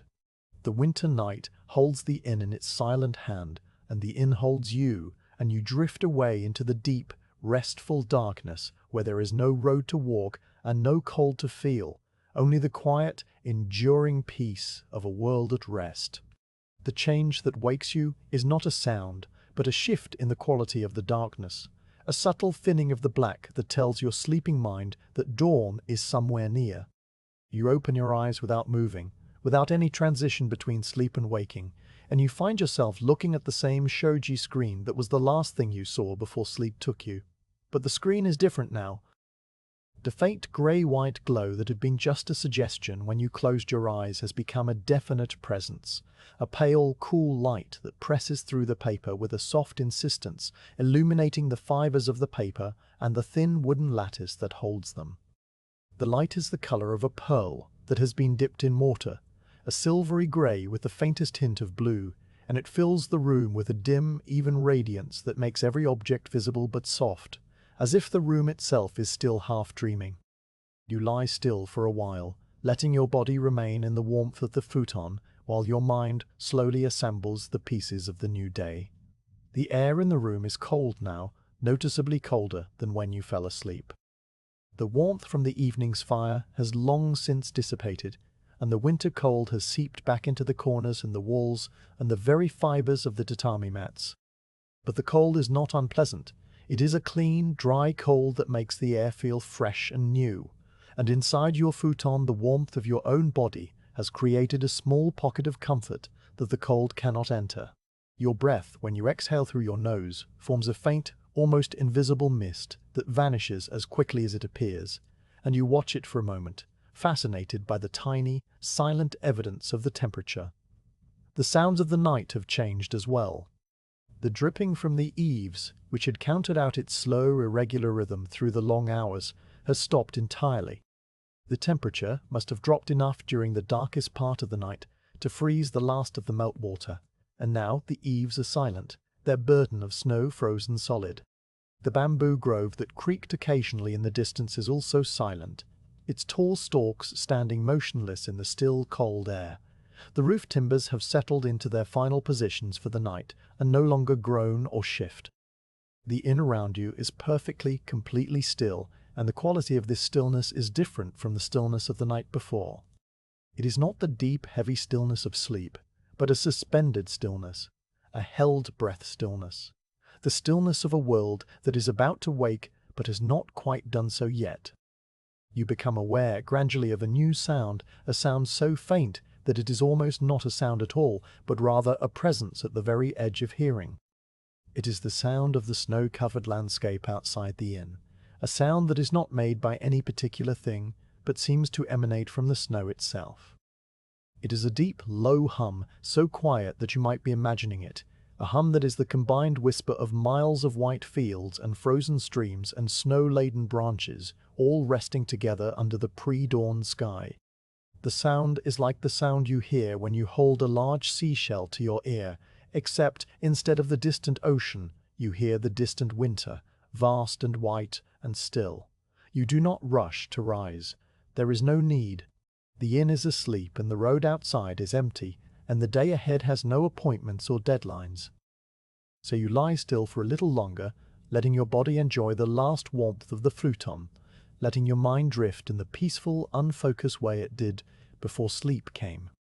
You notice the texture of the pillow under your head, the buckwheat hulls no longer rustling because you have not moved, settled into a single, comfortable shape. You notice the soft weight of the cover across your body, the way it traps your warmth and holds it close. You notice the pale light on the shoji screen growing imperceptibly brighter, the grey-blue of the paper shifting slowly toward a warmer grey as the dawn approaches. After a time, you make the small, deliberate decision to rise. You push back the cover and feel the cold air rush in to take its place, a swift, sharp sensation that wakes up your skin and sends a shiver across your shoulders.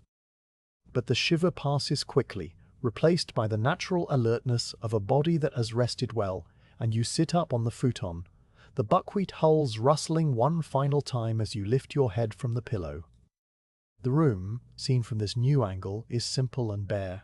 The pale clay walls, the dark wooden pillar of the alcove, The scroll with its ink painting of reeds that now looks grey and soft in the dim light, the folded shape of your travel cloak against the far wall. Everything is exactly as you left it, and yet everything feels new, renewed by the night's rest and the approach of morning.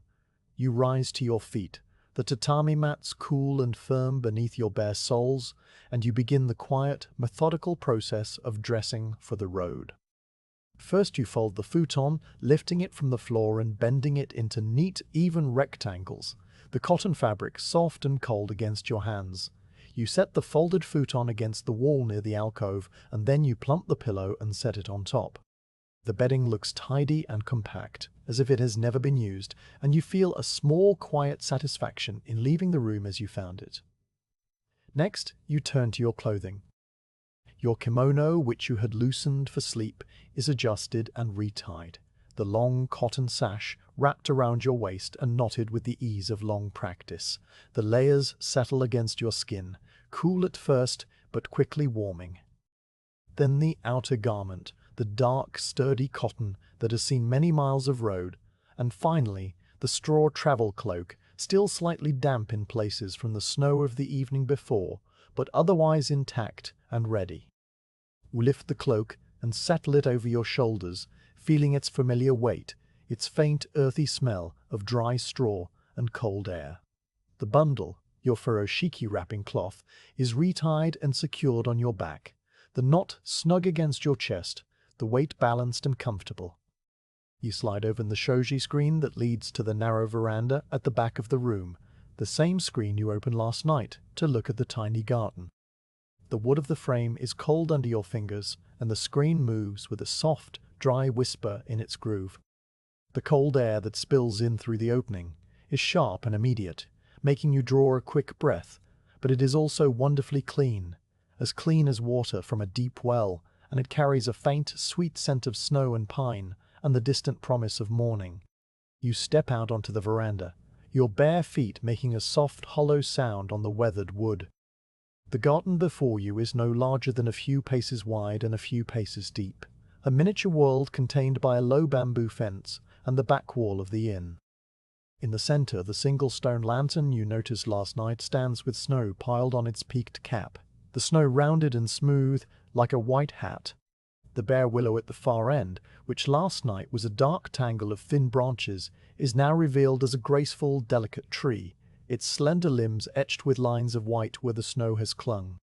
A few large stones, placed with careful intention, rise from the snow like the backs of slumbering turtles, their dark surfaces dusted with white.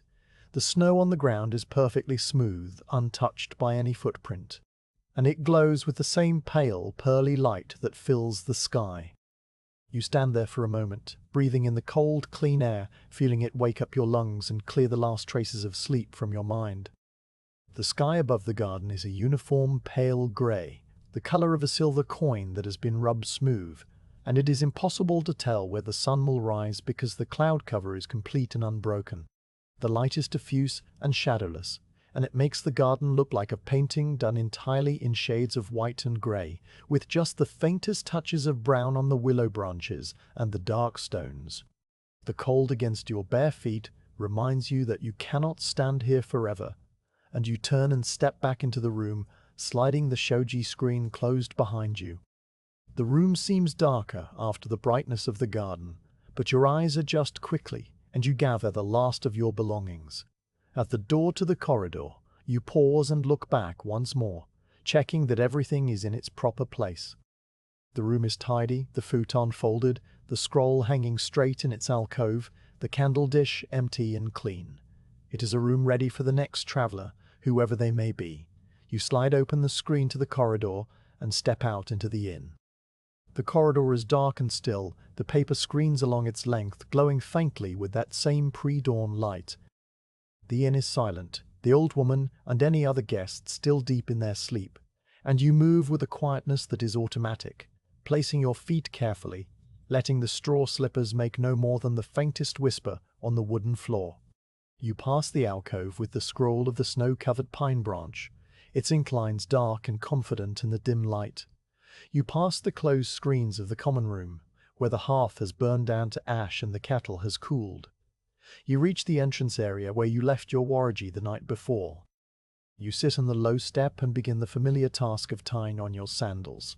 The straw is cold and stiff from the night's chill, and the cords are slightly damp from the melted snow of yesterday.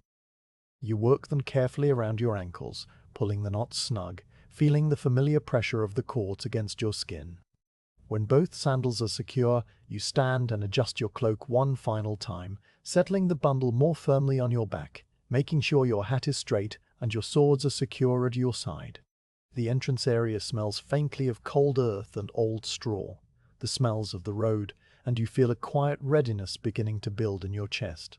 You slide open the main shoji screen and step out into the yard. The world that greets you is transformed. The snow that fell all evening and into the night has covered everything with a fresh, smooth layer. And the yard, the wall, the roofs, the stone basin are all part of a single, unified landscape of white. The shapes of the buildings in the wall are still visible beneath their white coverings, but they are softer now, rounded and blurred, as if the whole world has been sculpted from a single vast block of snow. The lantern on the gate post has gone out, its paper globe dark and slightly crumpled by the moisture of the night, and a small drift of snow has built up against its base. The sky in the east, which is the direction you will walk, has lightened just a shade more than the rest of the sky, a subtle brightening that is barely perceptible, but enough to give the landscape a sense of orientation, a quiet suggestion that the sun is somewhere beyond the grey, working its slow way upward. The air is windless and completely silent, and the cold wraps around you like a second garment, cool but not biting, clean and still, and full of the scent of snow. You walk across the yard, your waragi leaving the first set of footprints in the fresh, untrodden snow. The snow is light and powdery, and your feet sink into it with a soft, deep crunch that is the only sound in the whole world. You reach the stone water basin, which is now entirely covered with snow, except for the very tip of the bamboo dipper, which pokes through the white, like a single finger pointing at the sky. You pause there, not for any practical purpose, but simply to stand in the center of the yard and let the quiet of the morning settle around you one more time.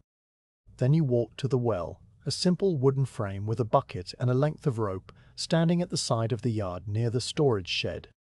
The well cover is frozen in place, and you have to use both hands to slide it aside, the wood scraping against the stone lip with a rough, hollow sound that seems very loud in the silence. The bucket descends with a creak of the rope and a soft splash when it meets the water far below, and you haul it up again, hand over hand, feeling the cold, wet weight of it. The water is dark and clear, and when you fill your gourd, it is so cold it makes your teeth ache just to look at it. You drink a few swallows, the water shocking in its coldness as it goes down, and then you fill the gourd again and stop it with its wooden plug. You replace the bucket and slide the well cover back into place. Then you turn and face the inn, the low, snow-covered building with its deep thatch roof and its dark, weathered wood, the building that sheltered you through the night. You bow, a slow, deliberate bow from the waist, your hands at your sides, your head inclined forward.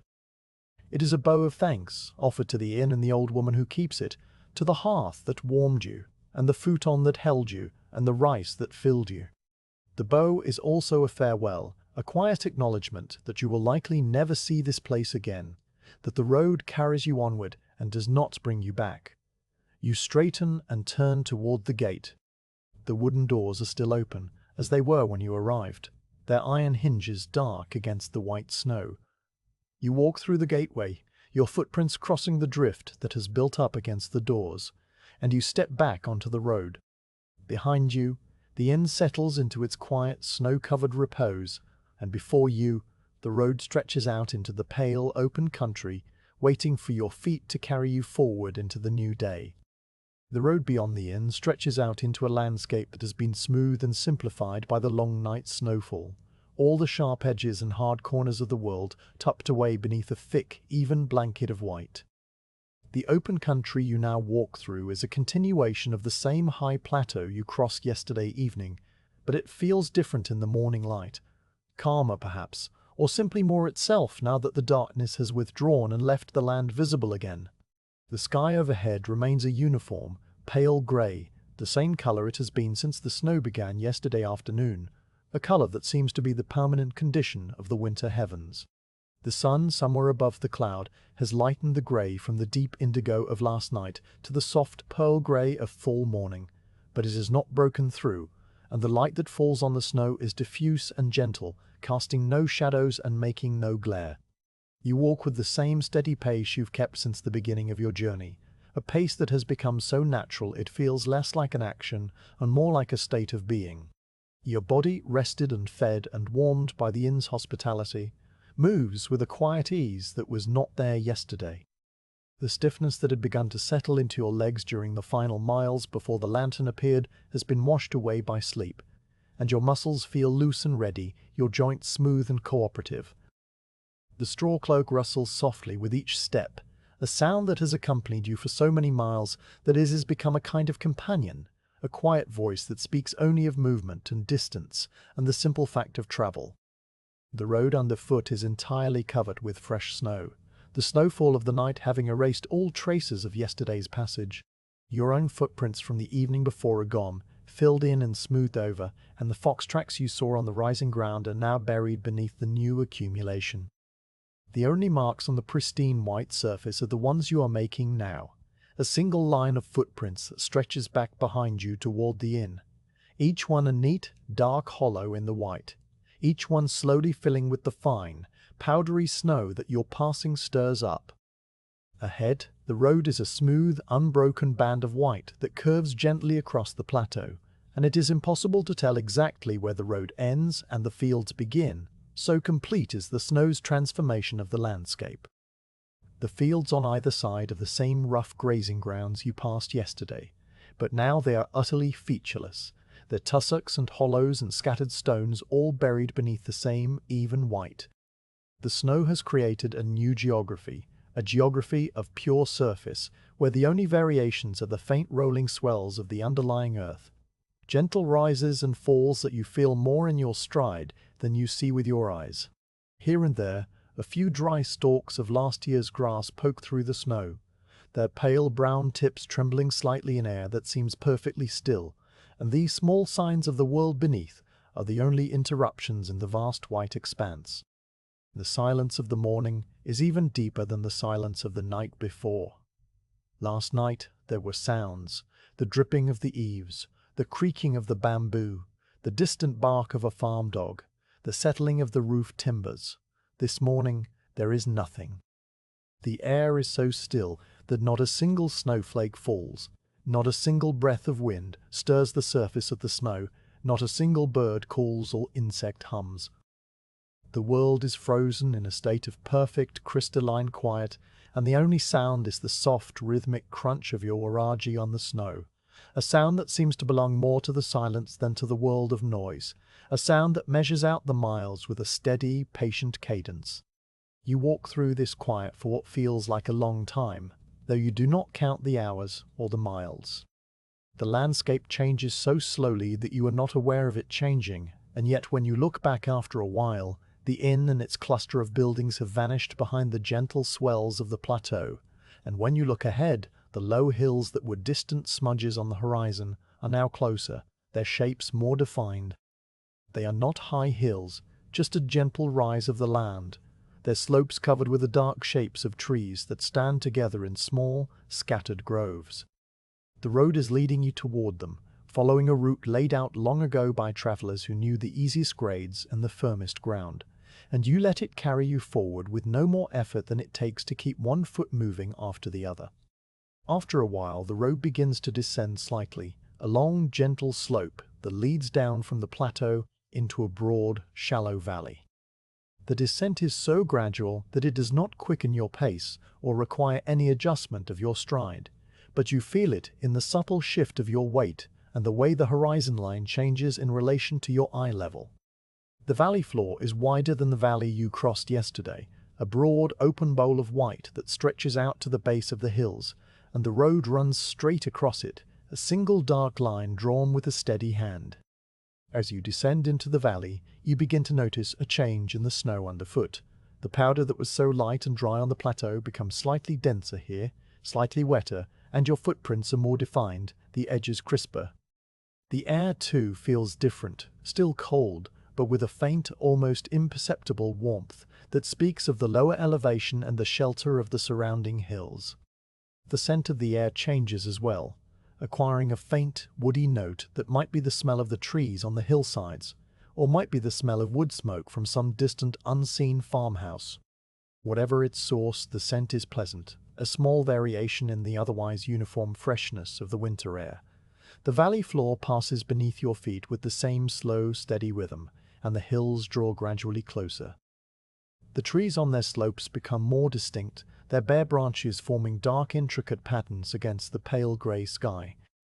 You can see now that they are mostly oaks and beeches, the kinds of trees that lose their leaves in winter, their trunks dark with moisture, and their crowns a fine tracery of twigs. Among them, here and there, the dark green spire of a cedar or a cypress stands out, a reminder that not everything sleeps in the winter, that some living things keep their color through the cold. The road leaves the valley floor and begins a very gentle ascent into the foothills, a rise so mild that it feels like walking on level ground. The fields give way to patches of woodland, the trees gathering in loose, open stands that allow the grey light to filter through. The snow under the trees is thinner, the branches overhead having caught much of the night's fall, and the ground is a patchwork of white snow and dark, bare earth and the brown of fallen leaves. Your footsteps alternate between the soft crunch of snow and the muffled rustle of wet leaves, a varied rhythm that keeps your ears company as you walk. You pass through a stretch of woodland where the trees arch over the road to form a kind of tunnel, their bare branches interlacing overhead, like the beams of an old roof. The light here is dimmer, the sky visible only in small patches through the tangle of twigs, and the air has a close, sheltered quality that reminds you of the cedar grove you walked through yesterday. The road curves gently through the trees, and you follow it around a bend where a large moss-covered boulder sits at the roadside, its dark shape half buried in snow. The moss on the boulder is a deep, vivid green, startlingly alive against the white and grey of the winter wood, and you pause for a moment to look at it, appreciating the small, stubborn persistence of life in the cold. Beyond the woodland, the road emerges into open ground again, and you find yourself on a gentle slope that rises toward a low ridge. The trees fall away on both sides, and the view opens up, revealing the hills ahead and the pale grey sky above. At the top of the ridge, you stop and look back the way you have come. The valley you crossed lies below you, a broad white bowl with your single line of footprints running straight across it, a dark thread stitched through the white cloth. Beyond the valley, the plateau stretches out to the horizon, and somewhere on that plateau, invisible now, is the inn where you slept, the lantern that guided you, the wood with its bare trees, the bridge over the frozen stream, all the places you have passed through since yesterday afternoon. The sight gives you a quiet sense of distance, not of distance covered, but of distance accumulated, layer upon layer of footsteps that have brought you to this ridge. You turn and continue along the road, which now runs along the crest of the ridge for a while before beginning another gentle descent. The land on this side of the ridge is different from the land you have been walking through. It is more varied, with small rolling hills and shallow valleys that interlock like the fingers of two clasped hands. The road winds through this terrain with a patient, unhurried grace, following the contours of the land, never steep, never difficult. Small streams, frozen solid, cross under the road in culverts of stone, their ice dark and smooth. Clumps of bamboo, their leaves still green, stand in sheltered hollows, their tall stalks bending slightly under the weight of the snow. Farmhouses appear occasionally in the distance, their thatched roofs white and rounded, their yards empty and still, but the road does not pass close to any of them, and you continue on your solitary way. The morning advances, though the sky does not change, and the grey light remains constant and unchanging. The temperature rises just slightly, enough that the snow on the road becomes a little softer, a little wetter, and your footprints are now deeper and more defined. The air has lost its sharp, biting edge and become simply cool, a pleasant, fresh coolness that is easy to breathe and easy to walk through. Your body, which had been working steadily all morning, feels warm and loose, and you loosen your cloak slightly to let the excess heat escape. And then, as you come around a long, slow curve in the road where the land flattens out into a small level shelf, you see it. A low stone wall, no higher than your chest, stretches across the landscape in front of you, its top covered with a thick, even cap of snow. The wall is old, its stones darkened by age and patched with lichen in shades of pale grey and soft green, and it has the look of something that has stood in this place for a very long time, enduring the summers and winters with equal patience. The wall curves gently inward at its center, where a gateway opens onto the road, and the gate itself is a wooden structure, similar to the gate of the inn. But older and more weathered, its timbers a deep silver grey that speaks of centuries of rain and sun. Above the gate, a heavy curved roof of tile protects the wooden beams, and the tiles are dark with moisture, their edges softened by the snow that lies along every ridge and seam. The gate stands open, its wooden doors pushed back against the inside of the wall, and beyond it a path leads away from the road and into the shadowed grounds of a temple. You slow your pace as you approach the gate, not because you intend to enter, but because the gate invites a slower pace, a moment of pause. The temple beyond is mostly hidden by a stand of tall cedars that grow close along the path, their dark, shaggy trunks rising like pillars on either side. Through the gaps in the cedars, you can glimpse the low, curving roof of the main hall, its eaves sweeping outward in the elegant, restrained style of the older temples, and the faint, sweet smell of incense drifts from somewhere within the grounds, mingling with the clean, cold air and the scent of the cedars.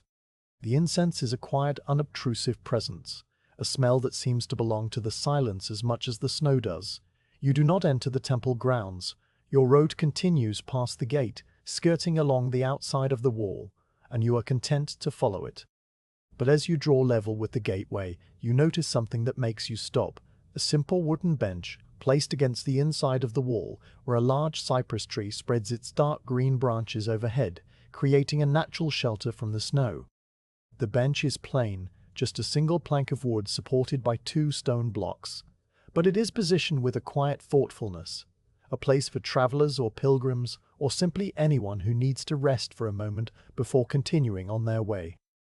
You brush the snow from the bench with a sweep of your hand, the powder falling away easily, and then you sit down, resting your bundle on the bench beside you. The wood of the bench is cold through your clothing, but the cypress above has kept the snow from piling too thickly on this spot, and the ground beneath your feet is almost bare, covered only with a thin scattering of dry cypress needles that give off a sharp, clean scent.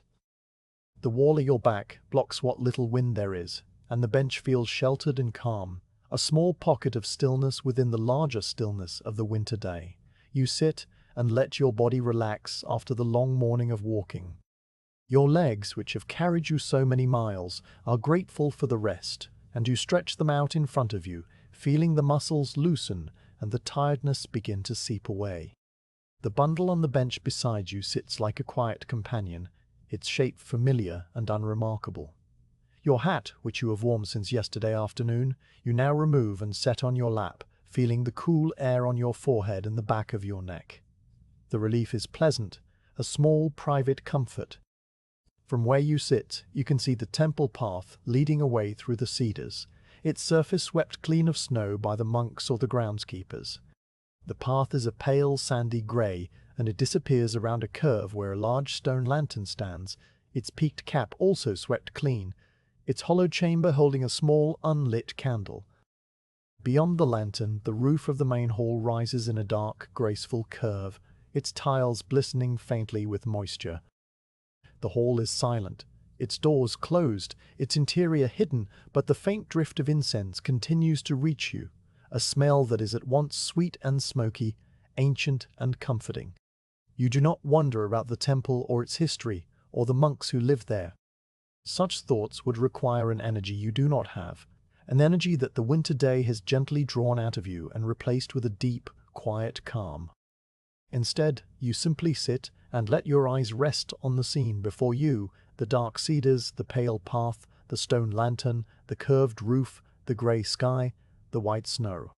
Each element is simple and unremarkable on its own, but together they form a composition of perfect stillness, a landscape that asks nothing of the viewer but presence. The snow begins to fall again. You notice it first as a few scattered flakes drifting down from the grey sky, so light and sparse that you are not sure they are real. Then the flakes become more numerous, small and fine, spinning down through the still air with a lazy, unhurried grace. They settle on the cedars and the wall and the temple roof and the road, building up slowly, flake by flake, layer by layer. The snow does not change the scene, it simply adds to it, deepening the quiet, softening the edges, making the world even more still than it was before. You watch the snow fall, and you feel no need to move. The road behind you is empty, the road ahead the same.